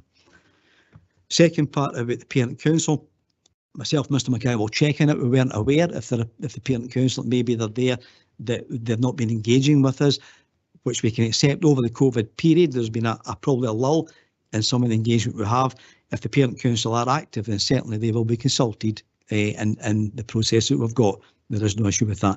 And the last question, I think, was around the research, and I'll hand you across to Mr Mackay to get what we say, just to say before I do it, is that in 2018, when we put forward the report to set the criteria for mothballing, in that report there was arguments for and against, as you probably quite rightly articulated, Councillor Hannah. So during that debate, there was arguments for and against it, the benefits, the pros and the cons. But I'll hand you across to Mr Mackay to talk about the educational arguments. Thank you. Thanks, Gary. Thanks, Councillor. Yep, and obviously in relation to the information you were alluding to, there is research around small schools, but that international and Scottish research is based on schools that are around 50 pupils or more. Over the summer period, I consulted with Professor Mark Priestley from Stirling University and also one of his colleagues from Edinburgh University to ask the very question about what was the kind of state of research in relation to the situation that we were facing in terms of a single stream school covering primary 1 to 7, and he went away and did a bit of research with his department and came back to basically say there's actually no current research with that specific criteria. There is research with small schools, but the small schools are obviously much larger than we're currently looking at within the Blackness area, because obviously I was really keen to make sure that we had nailed that down, and what I did do was share the kind of views that I was sharing within this report with the professor, and he again said that they stood up, but obviously we were unable to then support that with international or Scottish research in relation to the specific sizes and cohorts that we're talking about. And I think that's been the difficulty. So we're obviously looking at through a particular lens where a small school's role falls to what I would think is a critical level in terms of its size. And I think many of the benefits that would be realised from a slightly larger school of where you've got small groups within each age band, absolutely there is research to support the benefits within those particular communities. However, when you get to the particularly small size that we're talking about within Falkirk across our small schools, that's when I feel that the points that I've raised within this hold up. And obviously they're the questions that we'll then be going to ask the community if it's agreed to go to consultation on their specific views and rationale for placing their children in those schools, but equally have a chance to have a sharing of the views that we've got in terms of our perception of the impact that it would have on the young people if they remain there, versus that which could be offered within a larger school with a larger peer group for the young people to interact and socialise with. Thank you. Thank you, and we've got the evidence that we can draw on from the experience we've had with both Kenna and Limerick, indeed on that. Okay, I have Mr. Chalmers. Hi there, everyone. Hi there. Just wanted to bring in, obviously, I've got some experience, obviously, of in the primary school. I have actually worked within the area that's been discussed as well, so I know, obviously, the local area pretty well, having worked there for many years. I think what's been brought up here, nobody wants to see their local school, especially what has been said as the heart of the community. Nobody really wants to see that closing. However, I think some of the points that have been made where a role goes so low that the effects it can have on the children who are experiencing education within Scotland or within their authority is detriment. It really is. It really is affected. As a teacher, it's beneficial, as has already been said by some, to have small numbers in classes, small numbers within schools. If a number gets too low, the socialisation of these children then becomes a big thing where they don't get the social interaction appropriate to their peers, because it could be that 3 or 4 of the school is made up of their brothers or sisters. It's not made up of people their similar age, where they actually get a lot of interaction, a lot of growing up and a lot of learning from each other, as well as the teachers. As I say, we don't want to see schools closing. My other concern is, and I'm sure this will be absorbed into actually Grange and things, is just for the staff who are obviously there. What's going to be happening with the staff members who are going there? Obviously, I'm not sure what the staffing makeup is, but I think there is a PT who's based there and a class teacher along with the other staff. What's going to be happening to them moving forward? I'm assuming they'll be sort of absorbed into sort of Grange Primary, but then that then offers up a lot of questions as well, as into if Grange have already got a PT, having 2 PTs there, is that really going? And I know that's something to later answer probably further down the line, but it's these concerns just going forward. And having been part of the sort of job sizing when we looked at making the sort of joint headship between Grange and Grange and Blackness years ago, it's obviously a concern that we make sure that there is a balance going forward with this mothballing and taking forward. But just to put my points across, I do think nobody wants to see the school close. It's a part of the heart of the community, and having been there, I know it's a big heart of the community. However, when numbers go that low, the benefits to the children really are affected, and there is no benefit for the numbers being far too low as they have dropped to. So thanks very much. Thank you, John. Gary? Okay, as Mr Chalmers raised a number of good points here. Just to reassure Mr Chalmers, the PT that is allocated quite rightly, as you said, to Blackness is currently shared with Grange. So there will be no change to that. It would just be fully focused on Grange.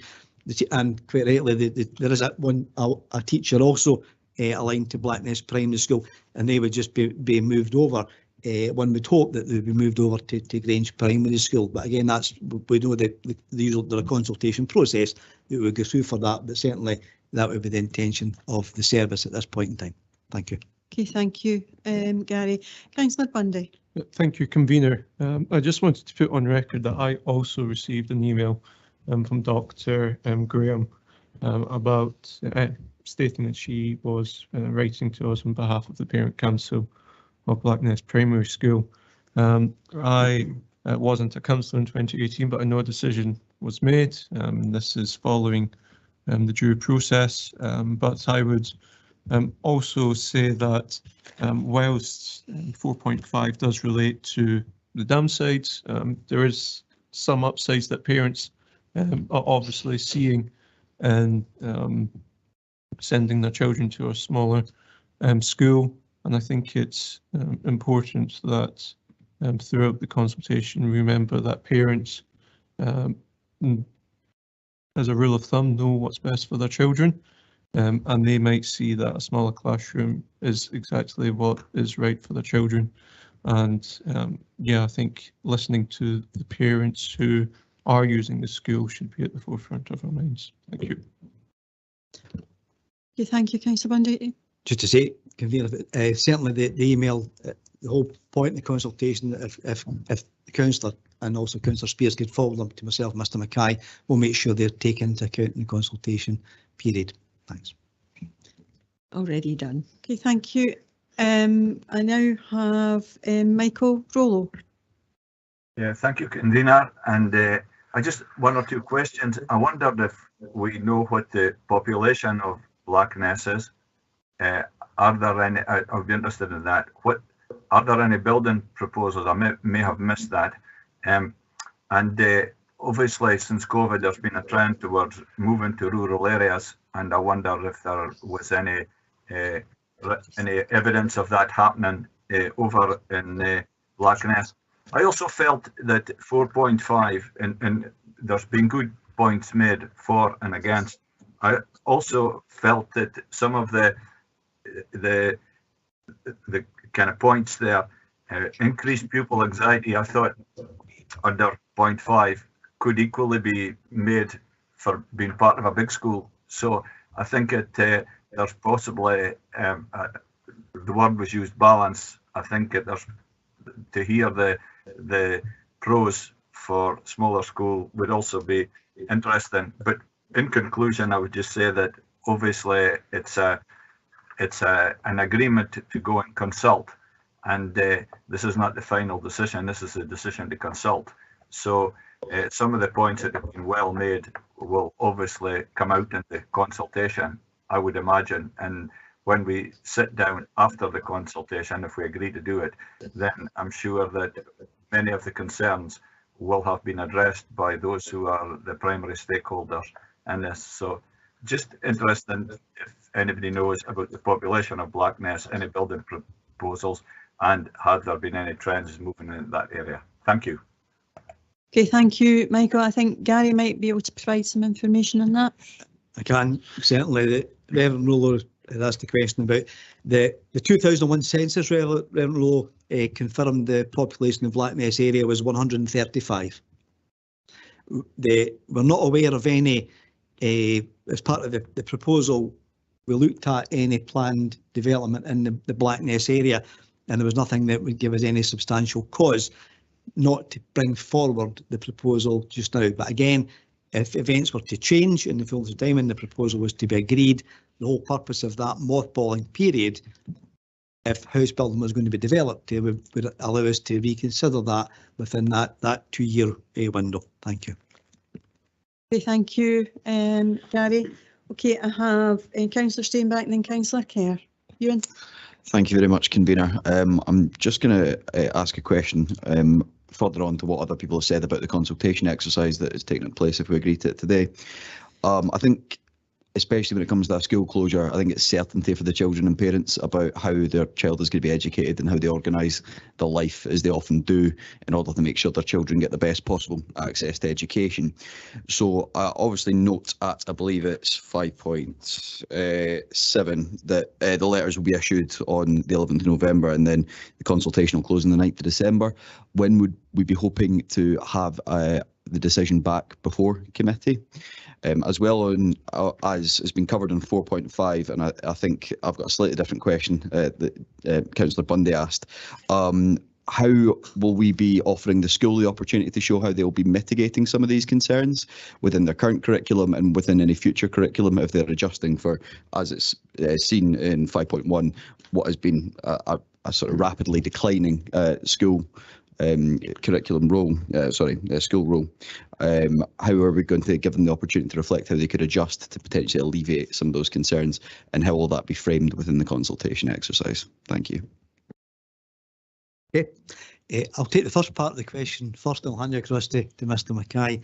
First part of the question is we were planning to bring the report back in early 23 to this executive committee, which will outline the feedback we've had from the consultation. We'll outline all the points that were made for and against it, and it will bring forward a proposal as well. So it'll be early in 2023. Thank you, Councillor. And obviously, in relation to the second point that you made, we'd obviously be linking in with the school, and I'll be liaising through the head teacher to ensure that we reflect the points that have been raised here today, and give the staff and the pupils a chance to feature in the response, as well as the parents as part of the consultation process. And again, obviously, we'll be available then to answer any questions that they may have in advance of their submissions, to ensure that we get as an accurate reflection of the current situation and the aspirations of both the pupils and staff within the school as it feeds into the consultation process, and bring that to yourselves for consideration, as Gary said, in January. Thank you. Okay, I've got Councillor Kerr and then Councillor Bowes, and can ask folks to be relatively succinct and brief. Councillor Clare. Thanks, Convener. I remember when we mothballed Loris, Limerick and Bolkenna. Was there an issue how we done it that time? Because I think it was reported that we hadn't done the proper procedure. If so, have we done the right procedures this time?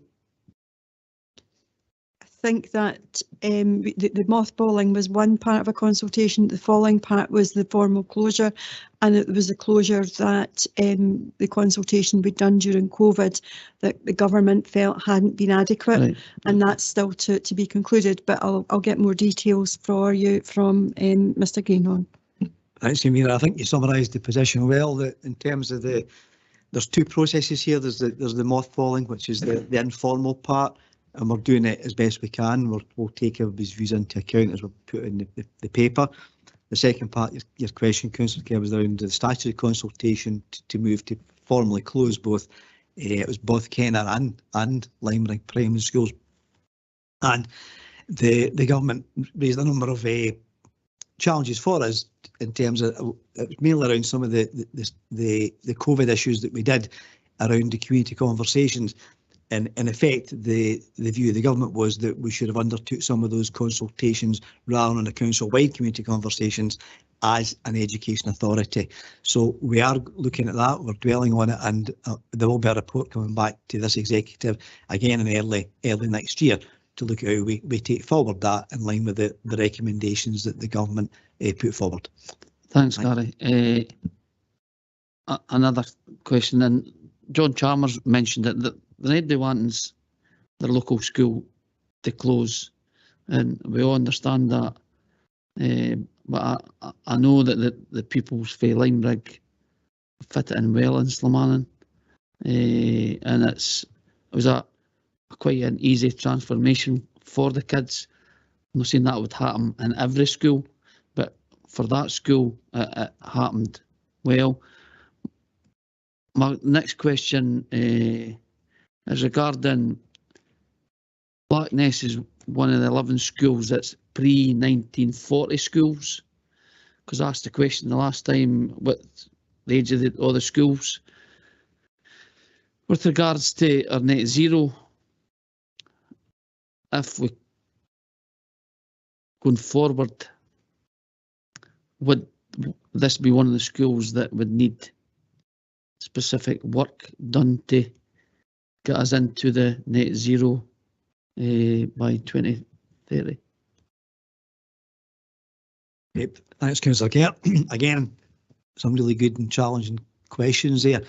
In terms of you're right, the main thing here is that we've already got that transition with a shared head teacher just now that operates from Grange into Blackness, a similar way that Slamana and Limerick. So applying that, the lessons we learned from the Limerick and Slamanan point of view, it worked well having those transitional arrangements, having those joint working peer-to-peer approaches in place with that joint headship worked really well and served as well. And it's all just for those members that are new. When we took forward the consultation finally to put forward the closure proposal, there was no complaints that were put into the Scottish Government around any of the proposal to close Limerick or Bothkenner at that time. So there was no complaints that were logged from anyone around those. So we must have got something right in it. And I think the hard work that David, Rona and the team did to alleviate that, liaison with parents and indeed the schools did, was testimony to do that. So our intention would be to carry out, as David said, the good work that we did before on the mothballing into it. The second part is really interesting around we've got a number of schools as we know in Falkirk area that are ageing, and we really need to look at that in terms of the ability for them to be adapted to meet the challenges that we've got with climate change. However, I would have to say that's the subject of probably a detailed and more technical report that at some point will come before members at some point in the future. But you're absolutely right, there are challenges there, and we need to look at it in the round in terms of the way that we view our asset base across the piece. Thanks, Gary. And it's only asking for a consultation. I'm quite happy to support the consultation and look forward to the report back for Gary and his team. Thanks, Convener. Thank you, Convener. Thank you, Convener. Thank you, Councillor Kerr. Just to say that thinking back to when this came forward to look at mothballing Bothkenner and Limerick, it took the consultation process and the conversations with parents during that time to actually get to where we were and able to be moving forward. So I fully anticipate that the same level of engagement will be required this time as there was concerns exactly the same at that time, and you know that yourself, Councillor Kerr, from the parents. However, once the conversations were able to be had and they had a better, more full understanding of the circumstance, and we were able to move forward. But I'll go to Councillor Bouse, who is the final speaker. It's fine, you stole most of what I said, but that's absolutely fine. And as and particularly with Bothkenner, it's in Councillor Murtagh and I's ward. When we first heard about it, we probably weren't best pleased, but we went and asked questions of our officers, and then we had this part, which is the consultation. Once that consultation came back, the answers actually were quite surprising, and the positivity.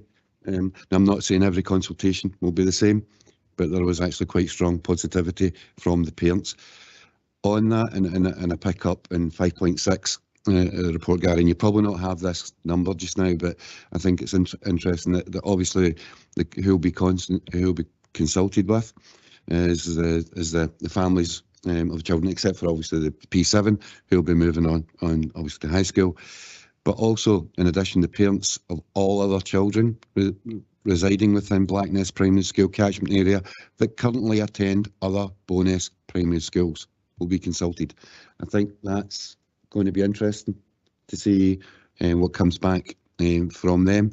I think that, and I agree with Reverend Rowe, there's not a decision on actually mothballing or closing, however you want to put it, but it's mothballing initially, of course. Today, there's a decision on doing a consultation. The consultation is quite widespread. It's going to cover the whole, basically, town, the parents of children, and yeah, the parents will know what's good for their children, and possibly the parents of in Blackness who send their children to other schools in Bo'ness. I think their opinions will matter as much as anybody else's, and I'm happy to continue to support Councillor Murtagh's moving the motion. Thank you, Councillor Bowes. Okay, colleagues, what's before us today is a report asking us to go to consultation. It's not a decision at this stage to close the school, and what the consultation is about mothballing the school. I have no amendment before we, so can I assume that we are agreed to move forward to that? Agreed. Okay, thank you, colleagues. We will have a 10-minute comfort break. If folks can come back fairly sharpish, though, I'd appreciate that. Thank you.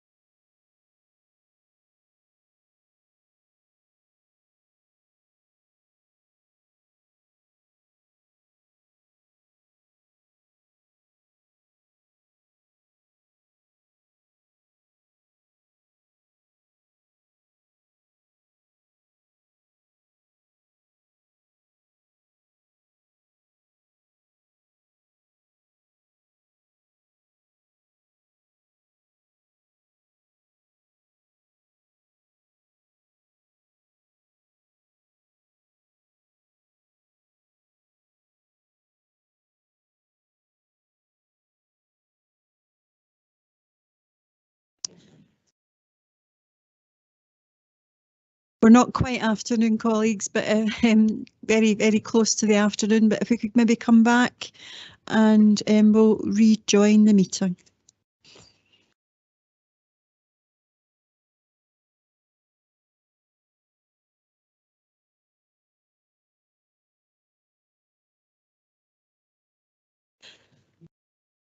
Okay, thank you. We are now at item 7, and it's the Community Learning and Development Annual Update on the CLD Action Plan. And we have Mr. Greenhorn and Mr. Meehan as well with us. Okay, thanks very much, Convener. The purpose of the report is outlined in section 1 is to update on year 1 of the current 3-year CLD action plan. For members' information, the current 3-year action plan is agreed as appended as Appendix 2 to the report today. The 4 recommendations are outlined in section 2 for discussion and consideration by the Executive today. Then section 3, the report today has no impact on climate change. Section 4 outlines the regulations and guidance that govern and apply to CLD in Scotland today. Section 4.2 confirms the 2 obligations that the 2013 regulations place on councils. Section 4.3 and 4.4 track the timelines around updated guidance, and there's been several changes to the guidance over the years insofar as they relate for CLD.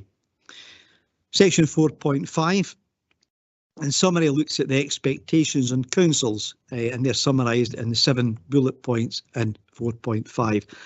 The latter 3 bullets you will see are very much focused on COVID recovery, and this picks up on the progression of the important and valued work that CLD Service did along with the partners and other services in supporting the council's response to support communities over the challenging time.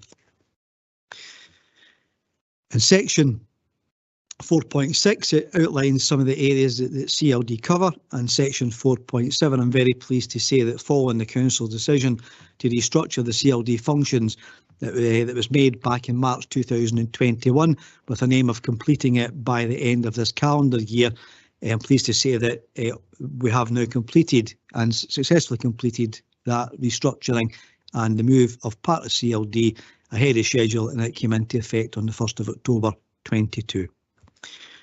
In terms of section 5, it looks at some of the considerations.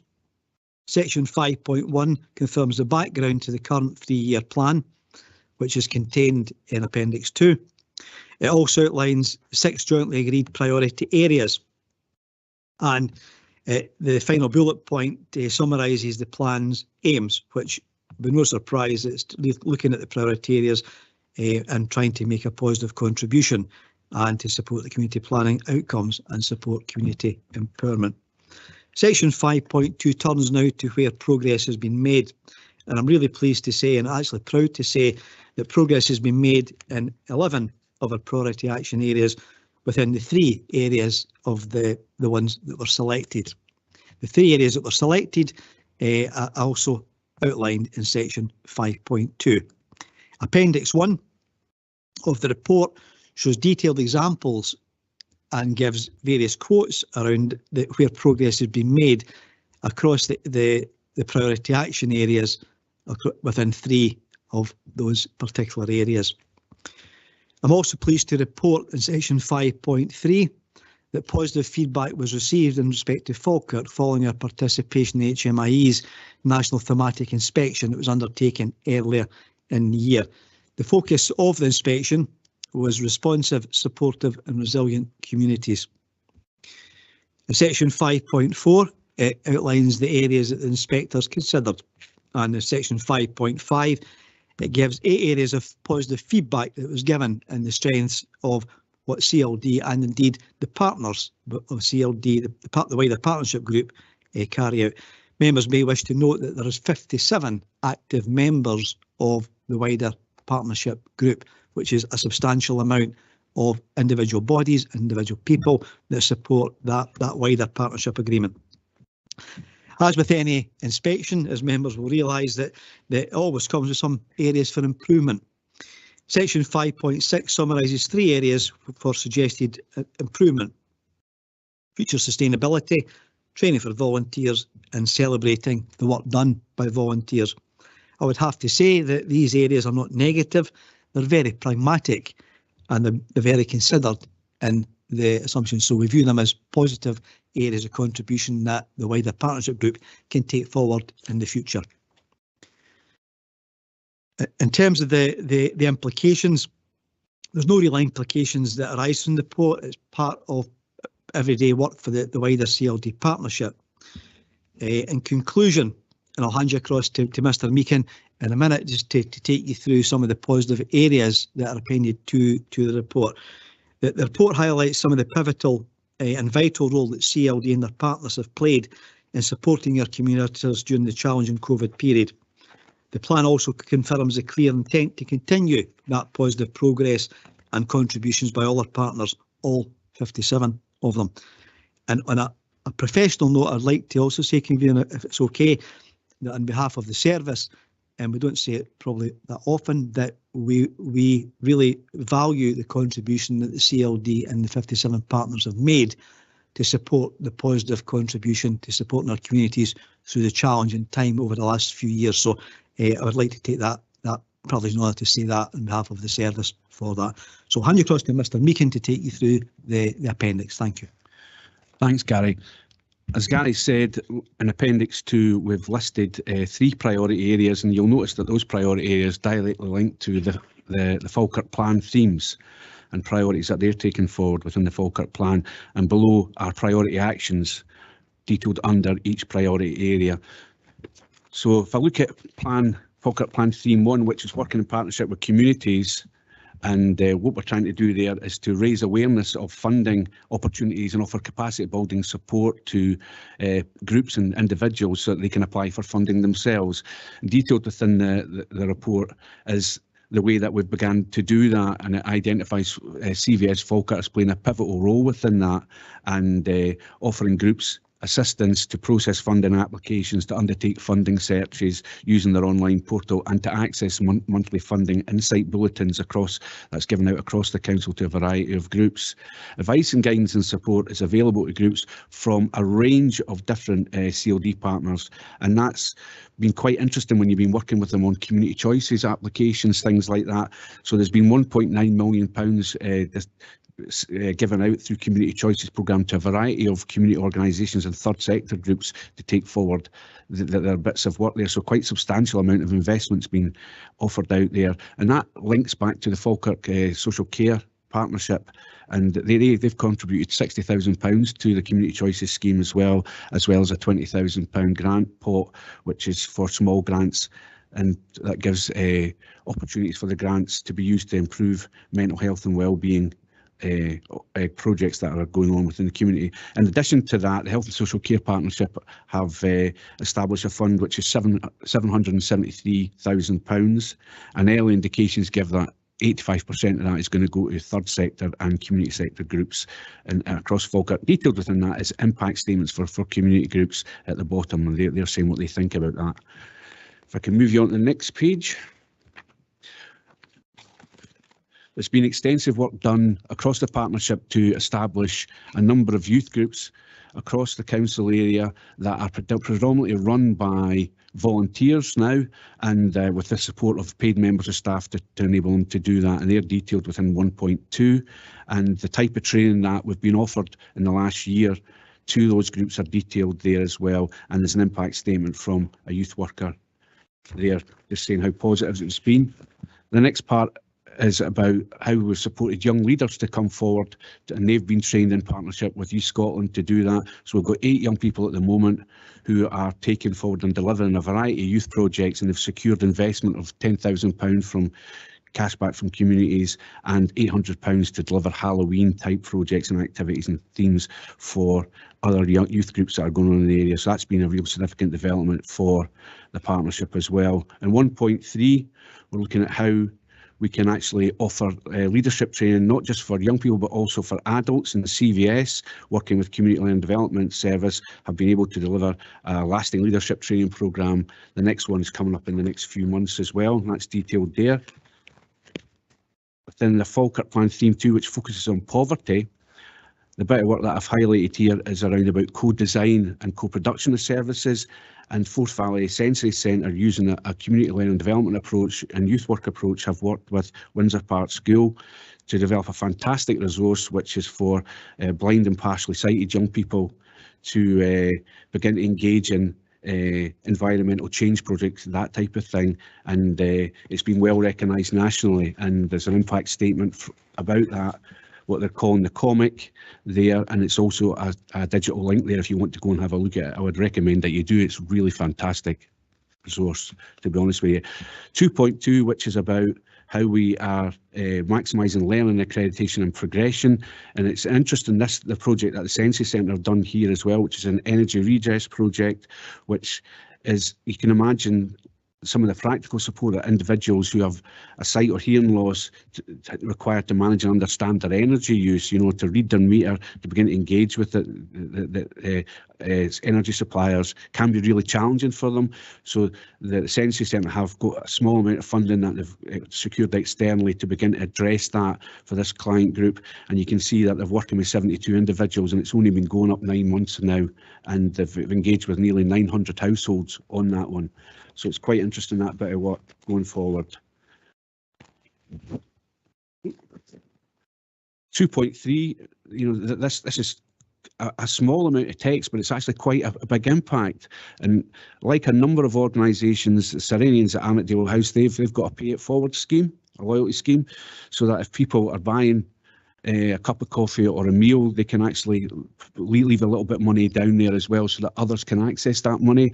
And it's trying to offer a dignified response and normalise it for people to begin to access food and hot drinks to support them when they're actually accessing a lot of the service that Serenians deliver. And there's impact statements made there, and it's a really, really good project, and it's well received by a lot of the people who have accessing it.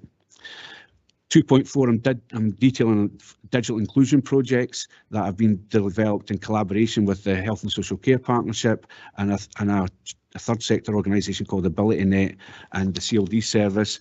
And the aim of it is to develop bespoke projects, digital learning, and done in quite informal, non-formal settings, and a number of the projects are detailed there that they've been delivering, and the impact statements are detailing. And quite an interesting and innovative project which is called Tech Tea Parties, and I think that's predominantly for elderly people. I didn't like to say elderly because I think I'm classing myself as one of them now because I'm 60. So, but you know, there's a lot of elderly people want to get online, and the pandemic has really pushed them to get online, but they need the skills to do it in a safe and secure place. So staff are delivering that with AbilityNet across the council area. Falkirk Plan 3, which is about mental health and well-being, and as you imagine, there's been a lot of mental health and well-being issues for young people and others. And what we want to do is to work with the young people themselves to identify how employability services can be further developed. And there's a research project being undertaken by a group of young people who are linked to Graham High School, and CLD staff have been working with them to undertake a bit of research into the needs of young people who have mental health issues or are experiencing mental health issues and are experiencing employability issues, and what barriers can actually be in front of them to do that. And there's been a research project, and that's going to report back to the young people, Children and Young People Strategic Leadership Group as part of Children's Services Partnership on what changes they want to actually see in place. So they've done quite an extensive bit of research. I think there's 400 young people from the school being involved in that research, and it's been reported on by the Scottish Community Development Centre, and there's web links I can give you if you want to go and see the actual work that they've done. The other bit around mental health and wellbeing is a project that's been led by Denny Community Support Project in partnership with the Health and Social Care Partnership and Equalities Fund, and they've been granted £22,406 for a 20-month period project, and it's titled Viva, Voice, Informed, Variety, Active, and it's going to be delivered across a number of communities within the Falkirk Council area, and you can see what the priorities are for that. Quite extensive bit of work, quite a well worth bit of work over the last year to bring that one together. And 3.3, which is we said partners would develop 6 projects for young parents, older people and people with disabilities. The one that I'm highlighting here is a project for young parents project, which is supporting Falkirk's young parents. So partners worked with the Family Nurse Partnership and latterly with Employment Training Unit to develop a project that ran for 18 months for young parents who would find it difficult to get the support they required. And that project was very, very successful. And you can read the report there, and it begins to say the type of experiences that the young people had prior to the project and the type of their participation in the project, what it meant to them. And they worked with 33 young people in the last 18 months who reported increase in skills and confidence and were very positive about how they access their support networks. And they talked about real improvements to their health and well-being and that of their child. And I can report that the group was the first ever young parents group in Scotland to participate in the Duke of Edinburgh Award successfully, and they got their bronze award. And a number of the young people are volunteering to support other young people to participate in the Duke of Edinburgh Award again. There's also a group of young people come together, young parents come together in the Bowhouse area of Grangemouth to set up a parents and toddlers group at Bowhouse Community Centre. So the project's had its spin-offs as well. As I said, further funding for the project to continue for this next year and further years has been successfully applied for from Employment Training Unit, and it's been fantastic, the relationship that young parents, new young parents and Family Nurse Partnership and CLD partners have got with ETU, and it's great that we're able to draw on that money. There's impact statements from young parents at the bottom that you can see. It's been life-changing for a lot of them, to be honest with you. Lastly, or finally, I wanted to detail some of the training that's been offered in terms of mental health and wellbeing delivery, and that's mostly been coordinated by Jill Campbell within Children's Services, but also CLD partners have been accessing that, and there's a range of training being offered there that's detailed, from decider skills training, seasons to seasons for growth training, all that type of stuff, and that's been picked up by a lot of CLD partners as well. I'm quite happy to take questions if anybody wants further clarification on what I've detailed in the appendix, and I'm sure Gary will help me out if I can't answer them. Thank you to Gary and Mark.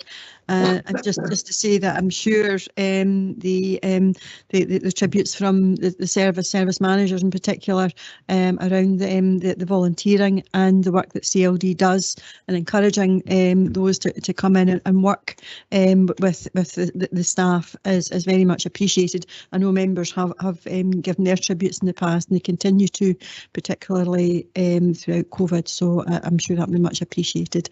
I'll go to Councillor Murtagh. Thanks, Convener, and I would absolutely echo those comments. And I think, you know, what we've just heard from both Gary and from Mark, there's a really detailed and comprehensive overview, but only really scratching the surface and giving the smallest of examples of the work that's going on across all of our communities. I think that obviously this has been, and it's picked up within the report, a period of transition in terms of the reorganisation at council and the departmental cooperation. I think we still talk in terms of, you know, the always being vigilant and highlighting the council not working in silos, and this example of not just children's services and from a children's services, community learning development, but our communities division, and also what's happening with all of our partners on the wider community planning partnership at CVS, our individual communities, and indeed the Health and Social Care Partnership. There's so much to be not just noted as the recommendations in the report and endorsed, but celebrated in terms of the real collaborative working and the flexibility that we've seen through, and adaptability through that COVID period. And you know, although COVID is still with us, the different stages, but what we've learned from the ability to be fleet of foot and how our communities need us to adapt and respond to that. So I think that I very much echo and emphasise the respect and you know, we should be proud of the work that's been done by our communities, but also our council officers in bringing some of those things forward. As I say, that you know, and Mark outlined in the appendix some of the fantastic projects that are being undertaken, have been undertaken, and continue to be developed, and the training opportunities and funding opportunities that are there. I think within our own wards, we all can see, we all have examples of just remarkable ventures and success. You know, I know that, you know, close to Councillor Bowes and I heart the success of Keep Labyrinth and Esmere Beautiful, and seeing that project come from its very early stages through you know, from litter picking to, you know, community development, to the food pantry, to what we were doing during COVID, and then now into partnerships with our schools and other things. And you know, whether it's you know, assessing the needs of our community to respond to the fuel crisis, or all these things are done in partnership together and in support. And you know, our volunteers there are fantastic and absolutely amazing, going from strength to strength, but also is the support that all aspects of you know, different areas within the council be able to offer. So I'm very happy to move the recommendations within the report. I think there's an awful lot of detail within that, and I'm grateful to officers for outlining it. But absolutely, you have our support going forward, and we look forward to that progress and that further integration between our communities teams and how CLD is integrating across the council in that way to get the best for our communities and our citizens. Thanks, Convener. Thank you, Councillor Murtagh. Councillor Bowes.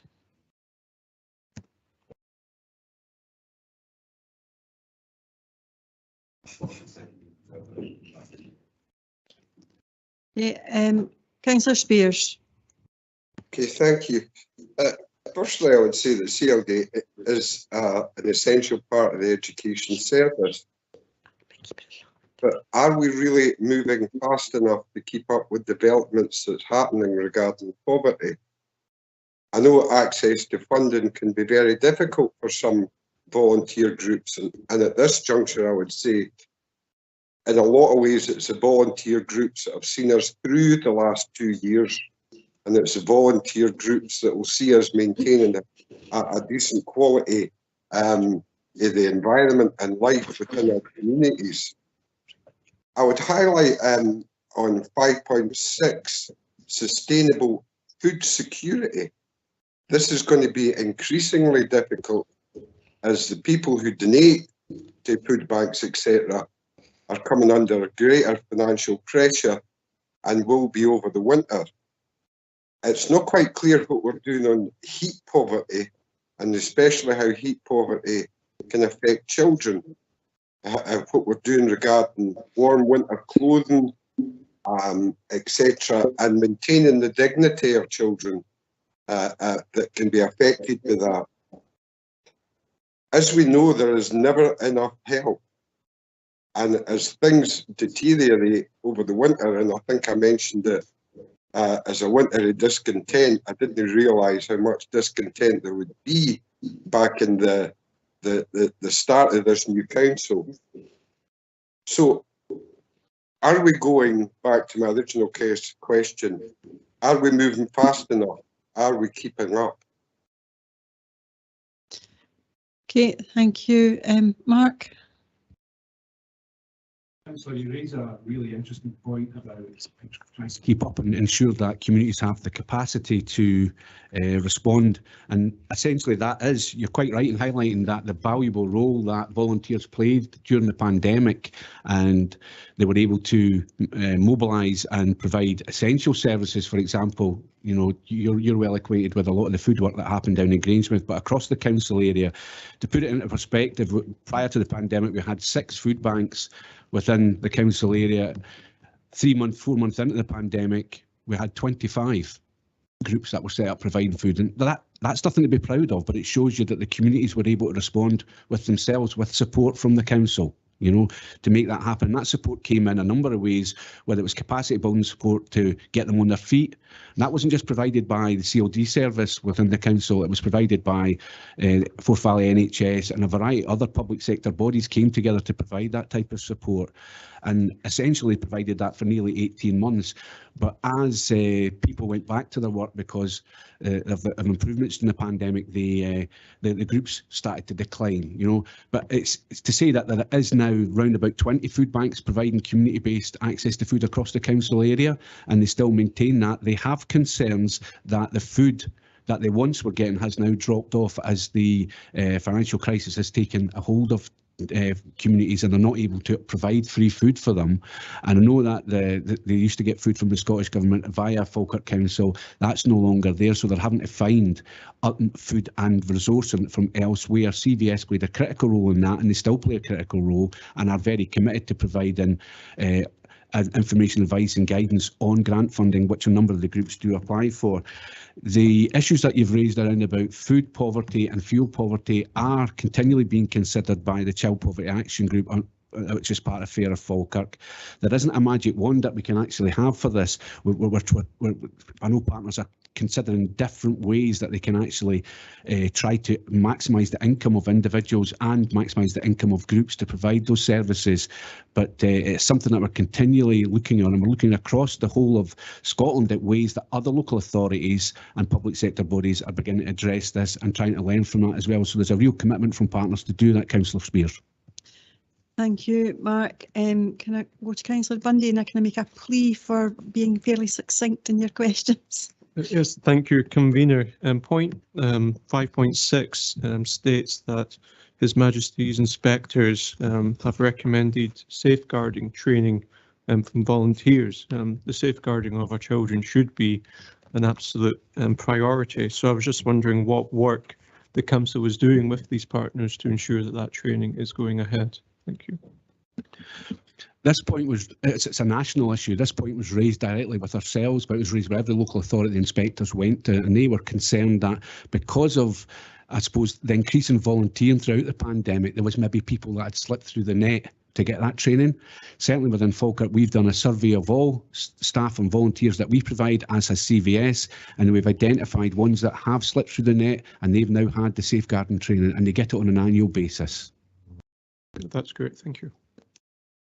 Thank you, Councillor Bundy. And I've just, apologies, I've lost my order. Siobhan. Thank you, Convener. Just a quick comment, a quick question.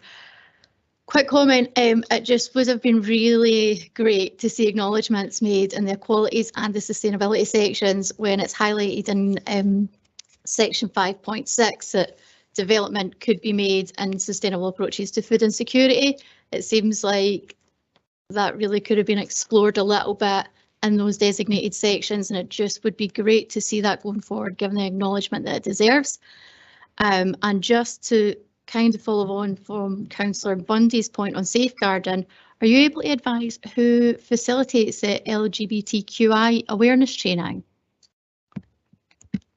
That's facilitated by LGBT Youth Scotland and also by Children's Services CLD function. They facilitate that training and can provide that training. Appreciate that. Thank you. Okay, thank you, Councillor Patterson. Councillor Hannah. Thank you, Convener. I just want to congratulate the team on the work that they've been doing. I think it's really important. As some of you may know, my background was very much in income maximisation, but I also started out very early on in community development as well. And I was very much involved in that work, and I'm quite passionate about it as well. And today's society, there's never been a greater need for community capacity building, and I think that is really important. I'm also passionate about education. In 4.7 in the report, you've kind of referred to the fact that there's now been the splitting of the non-education functions and the education functions. I'm of the view that everything's about education, so I find that a little uncomfortable. Can you say a little more about what is being done to ensure that there is a coordinated approach, because the children are part of our community as much as the adults are, and ensuring that there is going to be a coordinated approach to community learning and development? That's the first part of my question. The second is, I did ask questions yesterday about youth clubs, and I understand that there's been a lot of it stopped, a lot of the work stopped during COVID for obvious reasons. and it's only beginning now to start up again. And I wonder if you could say a little more, because there is a huge importance of youth clubs for our children and young people, our teenagers and young adults, in terms of coming out of, in terms of the COVID recovery process. So those are my two questions. Thank you, Councillor Hannah. You raised really two good, valuable questions there. And, you know, certainly when the council took the decision to split the functions of Community Learning Development Service across the whole council, you know, certainly Jen Kerr, myself, Gary and Kenny Gillespie got together and had regular meetings to discuss how we would try to do that. And critical to that was to ensure that we didn't move into silos, that there was a coordinated approach to community development, capacity building, linked to community centres, community halls, because they provide a valuable resource within communities to youth work, to adult learning and ESOL literacies work that was going on within school cluster areas to support families and family learning. So we meet, I meet regularly. You know that the change happened the 1st of October, but Jen and I meet on a weekly basis to discuss how we can collaborate together, how we're actually working together, how we're doing joint work together within school cluster areas and round about the whole delivery of the Falkirk plan, locality plans, community action plans, that type of stuff. But and you've got the CLD plan here, and I have to stress this, and people used to think this was a work plan for mass service. It's not a work plan for mass service, it's a work plan for the whole of the partnership. So this needs to be coordinated, and collaboration is central to it. We don't work together unless there's real collaborative gain to do that. And that's why we're continually going out and speaking to partners. I go out and speak to partners regularly. I mean, every week, if not every day, I'm talking to different partners, and I'm sharing that back with Jen. Jen's going out and speaking to local communities as well. She's sharing that back into the mixing pot, and we're coming up with different solutions. It's not just Jen and I, we're collaborating together to come up with different solutions. So what detailed here, like for example, from the Census Centre, those discussions started a year ago with the Census Centre about what contribution they could make and how we could work together. So you've got the Health and Social Care Partnership coming together with Census Centre, coming together with social work, coming together with NHS, and we're beginning to develop these types of projects linked to work in schools.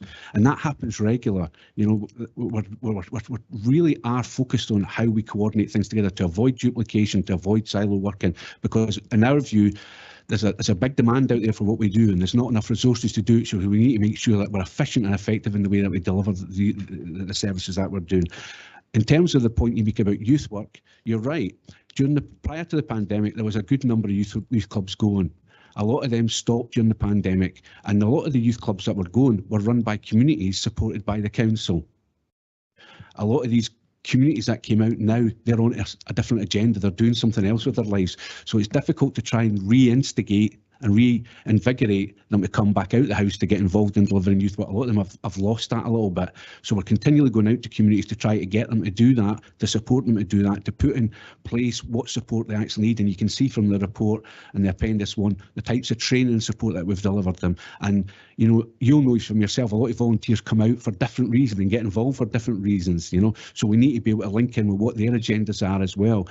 What we're finding is a real challenge, particularly to get volunteers to come out and deliver youth work for the older age range. I'm talking about S3, S4, S5. Really, really difficult and challenging for it. And that's not just recently, that's been going on for 10, 15 years. And a lot of that is, I think, because of the negative perception of young people at that age range, how they can be a wee bit troublesome, you know. And that isn't necessarily the case. I'm not saying that they're all angels, I'm not saying that, but it's not necessarily the case.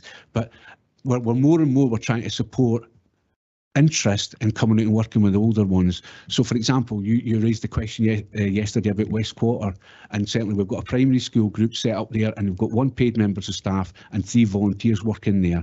We're hoping that through time, early part of next year, we'll be able to offer the older S1 to S4 young people an option to come into groups, and that'll happen when the transition from the ones that are in P7 move up. So that'll hopefully begin to fulfil that and reinvigorate that type of thing. But we're looking at that across the council area. It's not just ourselves. Go Youth Trust is working with us to try and do that, to offer opportunities as well. And Youth Scotland and Youth Link, we've got a national network as well supporting that development. Thank you. Thank you. Councillor Steinbach. Thank you, convener. You'll be relieved to hear it's just the one question for myself on this one. So it's the example on page 54, the 2.1 CLD plan outcome. I think this project, the climate comic, is absolutely fantastic to see. I think the scale of large-scale issues like climate change that interest young people do require a comprehension of the diverse range impacts and perspectives that they offer, and anything that allows a greater level of young people's perspectives is crucial to make sure our activity as a council is properly targeted, informed and up to date. So I definitely commend that project. My question off the back of that is, especially in the objectives, it's talking about how that will develop our approach to co-designing and co-production of services. How is this example then improving the approach that we're taking? What have we particularly learned? And could you elaborate just a bit on how it will help deepen the levels of perspectives that inform the work we do in this area in the future? I think co-design and co-production is a term that's thrown about, and it means community development type work. That's what it essentially means. It means getting alongside young people and adults and enabling them, facilitating them. And it is an education process. It's very fundamentally based on their learning and development, how they can begin to influence ways that services can be delivered for them. Now, it might be about developing a completely different service, but it might well be thinking about how that service can be improved in existing service. And it's very much a way of trying to them to have a voice and that be articulated to decision makers. And certainly these projects that are detailed there are what we would call little fires, and it provides evidence of what young people can do. And hopefully the next year, what we're taking that on is throughout the public sector and voluntary sector is showcasing these types of work, and it's the young people that will showcase them for themselves, and hopefully that will spin off into training development for those types of organisations, and they'll take that approach on further. Thank you. Okay, thank you for that. Okay, Councillor Bowes, and final speaker. Thank you. Try and keep this relatively short. And a bit of thank you directly to Mark, because I've not had a chance to do that with him. Because during the pandemic, and I know other councillors were working closely with you as well. Laura sort of covered off what we're doing locally in our area, but I knew of things that were happening in Bainsford, Camlin, Denny, Bonnybridge, Grangemouth, as well as Lardop, Stennismere, and that doesn't even cover every area that I know you were working in. It's been an important strand of the support for people, and support for people hasn't gone away. It's still there. And I encourage every councillor to use it where possible. But yourself and the young Mr. Frank McCord, who you mentioned very often in meetings, but the work that you was unbelievable. Reading this report, I'm thinking of changing your name now that you've moved over partly to communities, and we'll call you Able Department, because that's big particularly is quite spectacular what you're doing, and I personally, because I was working closely with communities, thank you for that. Okay, thank you, Councillor Bowes. On that, are we happy to agree the recommendations? Agreed. Okay, thank you. Moving on to item 8, which is the National Improvement Framework Standards and Quality Report, and it's Mr. Mackay. Thank you, convener. I have the privilege and pleasure of introducing today's paper. This report provides details of the Children's Services Standards and Quality Report. The report is an evaluation and summary of the impact of the Education Division's Service Recovery and Improvement Plan, which was approved in September 2021. We're seeking recommendations in Section 2. And if I get my Section 4 provides the context and background, and again, this is the 6th iteration of this report in terms of my tenure as Head of Education within Falkirk Council. The National Improvement Framework sets out a range of challenges to local education authorities, and we have the ambition to achieve excellent and equity for every child within Scotland, and particularly within Falkirk. So this is a summary of the activity that's taken place in and across Falkirk, across all of our schools and educational establishments. I think I'd like to highlight the fact that it is a summary of the activity, and there is far greater activity than is evidenced within this particular report, even though this report is a lengthy document in itself, and should individuals wish to have further details of what's happening locally, then I would encourage you to look at your own school standards and quality report, which would then drop down into a finer grain of detail at a local level. The report is obviously comprehensive and sets out the ambitions, and it also highlights our aspirations for the coming session as well. So the report is contained in Appendix 1, and what we're looking for today is an agreement and approval to submit formally to Education Scotland and the Scottish Government. And I'm happy, before I pass on, I would like to thank my colleague Rona Jay as Service Manager for Primary and Secondary Education, and all of our colleagues who assisted in the collation and writing of this report. And I'm happy to take any questions from the committee today, and Rona will obviously be able to assist me should she be required to. So thank you very much. Thank you, David. Councillor Murtagh. Thanks, Convener. And I know your previous well, I can't even put my teeth back in. And then your previous pleas for brevity. So I'll try and acquiesce to that. I think, as Mr. Mackay was saying, this is very much an overview of the work that's going on, and certainly as a parent, I've always valued being able to look at standards and qualities reports of the individual schools as well, and I think that they enable an awful lot more analysis and detail for those who are looking for that. I think the recommendations are straightforward in terms of putting this forward to government and having it published. Obviously, as was outlined by Mr. Mackay, our aspiration is to have excellence education for all our children, and as much as thanking Rona Jay and her team for putting together the report, I think also the work that is done in supporting those to deliver the detail within that is behind the standards and quality report and what's happening in Falkirk schools also needs to be highlighted. And I know from extensive conversations and meetings of a particular type at the moment that the kind of developmental work that's going on across our school estate and the depth of it and the dedication of the teams is always something that greatly impresses me as a portfolio holder. So put on record my thanks to the team for their dedication, their hard work on that.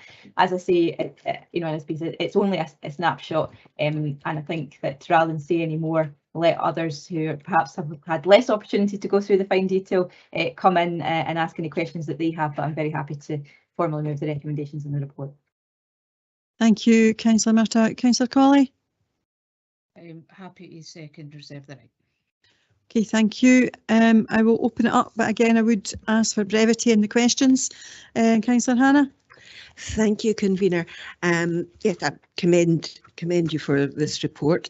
I'm going to ask a question which I actually know the answer to, but I think it's worthwhile it being on the record, and that is looking at your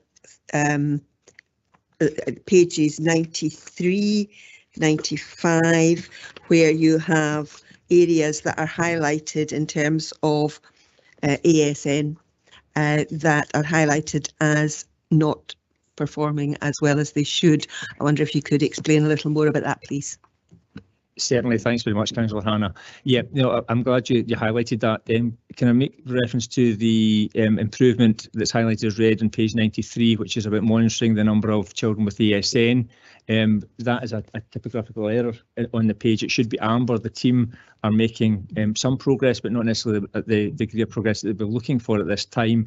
And my service manager, Kerry Drinnan, and our team are working hard to push that forward at pace for the coming session. In reference to the second point, which is on page 95, which in relation to partnership, which is looking at the collaborative training, looking at exploring social and emotional behavioural needs. This is a piece of work that was set to be undertaken by colleagues from our educational psychological service.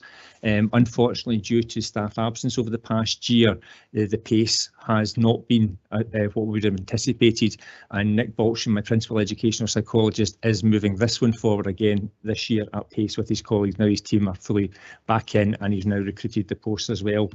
So I appreciate you raising that, and it's absolutely noteworthy. So thank you. Thank you. Thank you. Okay. Is there any other questions? Are we happy to agree the report? Agreed. Okay, thank you. Our final report, and not unrelated to the previous one, is the National Improvement Framework Education Service Recovery and Improvement Plan. And we're back with David. Yes. Thank you very much, convener. Yeah, no, absolutely. This report links inextricably to the previous report in terms of the standards and quality report.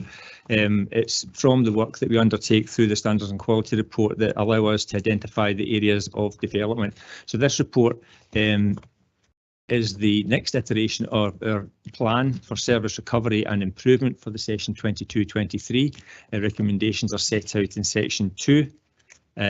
Again, the background, while the cycle is very, very similar as in previous years with this plan linking to the National Improvement Framework, I think it's worth pointing out this year that there's been a number of national activities that are obviously placing demands on our system in terms of both the central officers and our schools, parents and children and young people to engage with and take part in a range of consultations at a national level to move forward the agenda in relation to the work that's been undertaken by Professor Ken Muir and Professor Louise Hayward in terms of looking at the curricular structures within our schools and senior phase, and also looking at the role of SQA in assessment. So that's really quite critical in terms of the next iteration. It's been some 20 years since we engaged in the national conversation around curriculum for excellence, and I think it's really an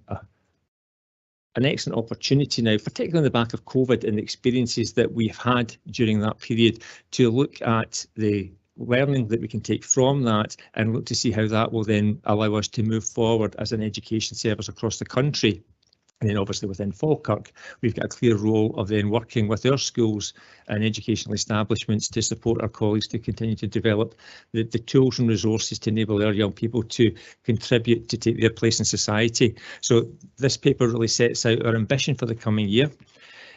Also within the plan that's appended to the report, it highlights a number of stretch aims that we've been asked to do by Scottish Government and Education Scotland for the coming session.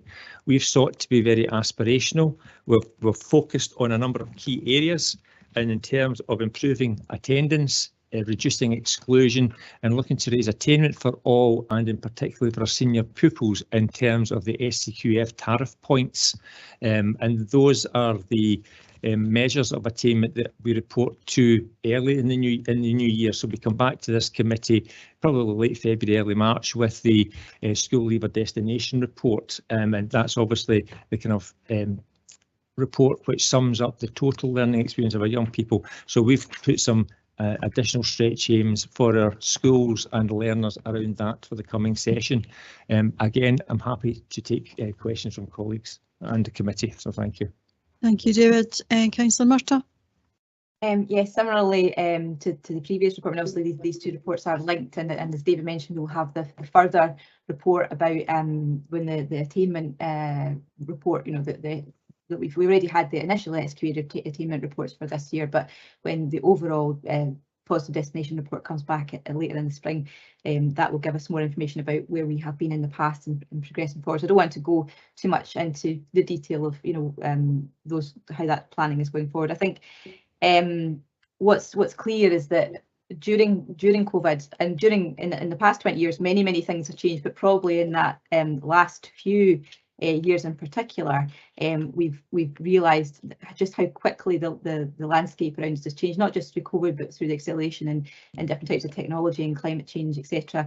And it's really important that we are constantly reviewing our curriculum and also how our curriculum is assessed for our children. I think the national conversations which are being undertaken just now are not just really important, they're crucially important, and the ability for us to engage with and reflect dynamically in our own planning as well going forward as those conversations develop. So I think that the recommendations are straightforward in terms of this report. Apologies, I'm having a small interested being while I'm trying to deliver this report. But I think, you know, I would very much put forward the recommendations, and I think that the strength in the service going forward, you know, as they've shown over the previous period, you know, has been to really engage with the conversations that are going on around our entire education system. And I'm going to leave it there before I'm clawed to bits. Okay, thank you, Councillor Murtagh. Councillor Garner. Thank you, convener. Happy to second the report. Thank you.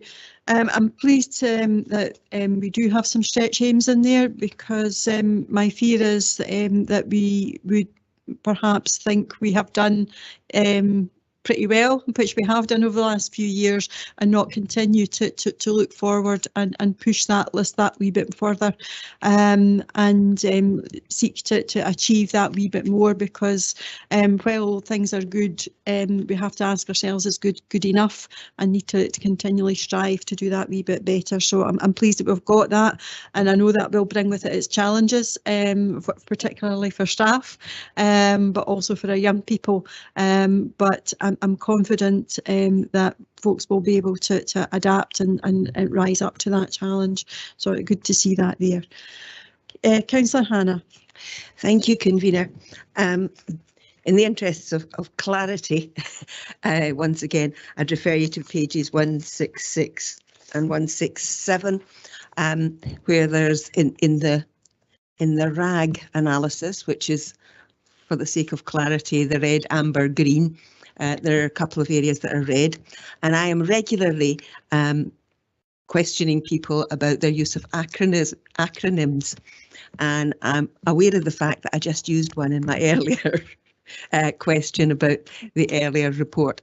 So this is in relation to the children with additional support needs, where it says you've still got work to do, and I wonder if you could clarify those red areas. The second part of the question is also related to the stretch aims. Very glad to see that they are challenging. They are very challenging aims that you have set for your department, and I appreciate that is that there's a wonderful quote. I'm trying to remember who it's from. Man's reach should exceed his grasp, else what's a heaven for? So I appreciate your challenging aims, but I wonder if one of the problems that occurs is that in terms of some of the attendance rates, the exclusion rates, other things, in those areas of multiple deprivation, those areas with the greater number of poorer people, the issue is more marked. What in particular are you doing to address that in terms of those areas? Thanks very much, Councillor Hannah. I'll take the first part of your question, if that's okay, and Rona J will come in with the second part. So yeah, the two reds again link actually to the previous two reds. So they were just a summary of those, and again, obviously we're amending the first red to make it amber, and obviously the second one relates to the training experience from my colleagues with Educational Psychological Services, which we hopefully will be able to report some progress in the not too distant future for that. Can I ask Rona to come in terms of your second point in terms of our stretch aims, and obviously the valid point you made about the kind of challenges of the varying demographics across Falkirk. Thank you. A good question, Councillor Hannah, and pleased that you're recognising both the ambition and the challenge. That's what life is all about at the moment. To reassure committee, we set these stretch aims based on 5 years of history and looked back to what we were able to achieve pre-pandemic, what we were able to achieve during the pandemic, and what we've managed to do in the last session where things began to change for the more positive a little, and we're pretty sure that given our previous history and progress we could achieve them, and we're going to do our very best to do that. In terms of the attendance issues and our more challenged areas, what the work we're doing just now really is about culture and practice. And what we do have is case studies, for example, in Langley's Primary, where attendance was an issue, and that's one of our particularly challenged areas. And they did a huge amount of focused work. And I think the word I would use here is precision. They looked very precisely at their data for attendance. They looked very precisely at how they communicated with parents about attendance. We've started to talk about the impact of absence. So attendance is actually quite a misleading word when you're talking about the impact of children being absent from school. So we're really focusing in on for children, for families, for staff. What is the impact on families if children are not in school at any stage? And this is including our children in early years. We're looking to see how we can get children there most of the time too. We also have monthly monitoring of both attendance and exclusion. We've always had that. Again, it focuses on absence. It separates us out by council, by school, by neighbourhood groups of similar demographic, and by cluster. So we monitor that very carefully every month. And as you know, it's now a stretch aim, and one of the best things that we have done around about that stretch aim is coordinated approach to supports around about attendance and culture and practice with our Regional Improvement Collaborative. So all 4 authorities in our Regional Improvement Collaborative, which is Stirling, Clackmannanshire, West Lothian and ourselves, all had identified attendance and exclusion as one of their stretch aims. So we have galvanised that team in that organisation to focus work that will support classroom practitioners, senior leaders. We now have an interactive dashboard of research. We have CLPL opportunities, and we have resources that will all pull in to making that stretch aim a reality. Thank you. Okay, thank you. Councillor Bundy. Thank you, Convener. The national conversation, and particularly in the Scottish Parliament just now in education, has been around violence against teachers and how there's been quite a big spike in those figures in the last couple of years. So I was just wondering, what is the council doing in working with teachers in schools to ensure that teachers are safe in the classroom? Thank you very much. No, absolutely. It's an area of concern and challenge that it has been consistent over the large number of years in terms of the range of difficulties that our colleagues are seeking to manage and address within the classroom environment. And again, I think we're working at it in a kind of multifaceted. We're obviously got the data that we are working with at a council level, and through the dashboard that we're able to get an oversight of actually what's happening across Falkirk, and then drill down to actually look at what's happening at an individual school level to see if there are any particular areas of concern where we might feel that we need to provide additional support. And similarly, my head teachers are undertaking that work as well to ensure that we're aware of where there are pinch points, we're aware of the particular circumstances that may arise for an individual child or an individual school, and then we're looking to galvanise our supports in terms of the conversation that we're having with our head teachers, and then the supports that we can then provide to them in addition to what they already have within their school to allow them to manage that. And again, I think probably I would attribute some of it, but not all of it, to a legacy from COVID in terms of the challenges that children have had with their kind of socialisation and their health and well-being as they move from COVID into a return to broadly a more normal picture of education, and some of the challenges that has then brought to fruition for the schools, because they haven't been able to engage with the young people in the way that they would historically have done through transition points and engagement with families to bridge that. So schools are working exceptionally hard to ensure that they do that, they reconnect with their communities, they reconnect with the families. And then when anything does happen, they engage with the individual child and family to understand the circumstances that have contributed to that. In addition, supporting any staff that may have come to harm as a result of that, because equally staff mental health and well-being is crucial as well to ensure that staff are adequately supported following any event or situation that may have arisen within a school as well. So we view the entire picture and look how we can support all involved, the staff member, the pupils and the families. Thank you.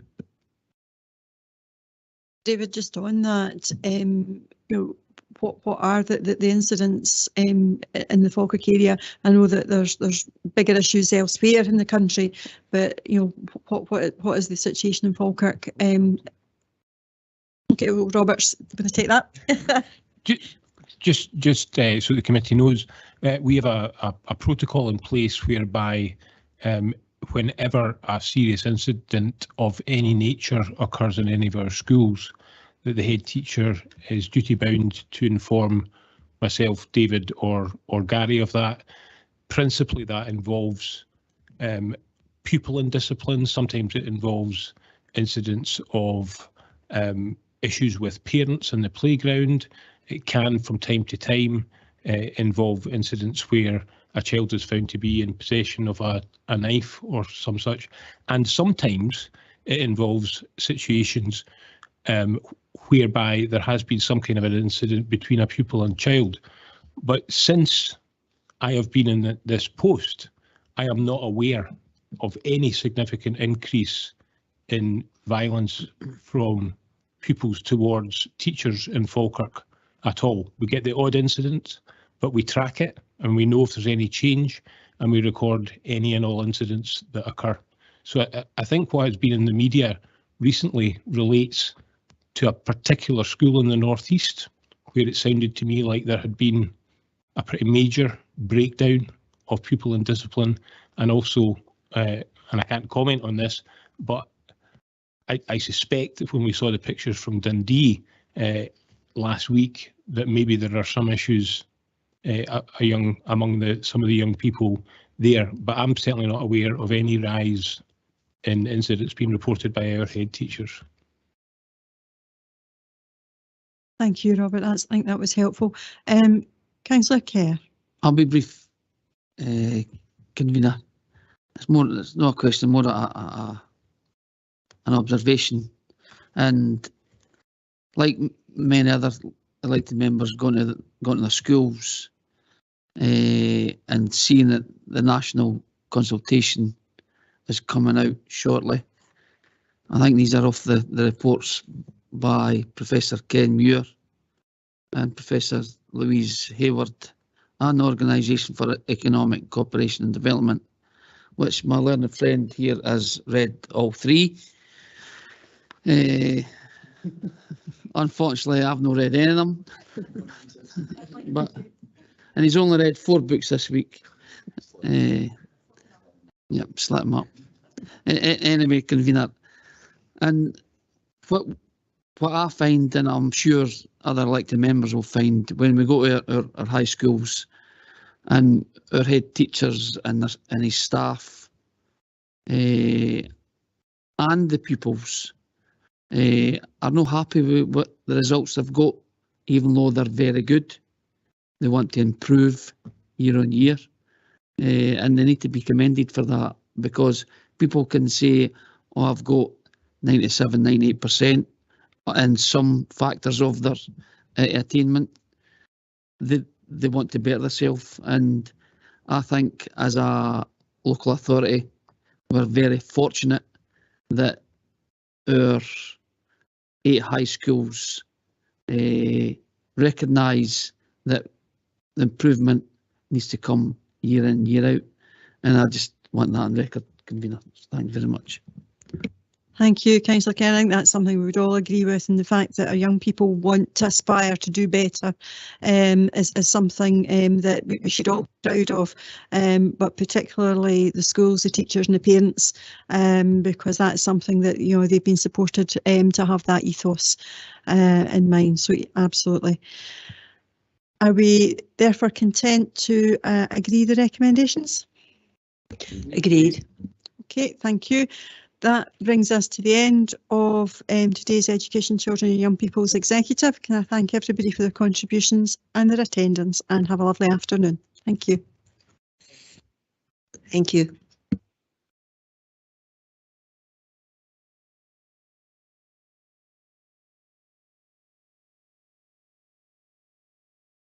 I'm so hungry.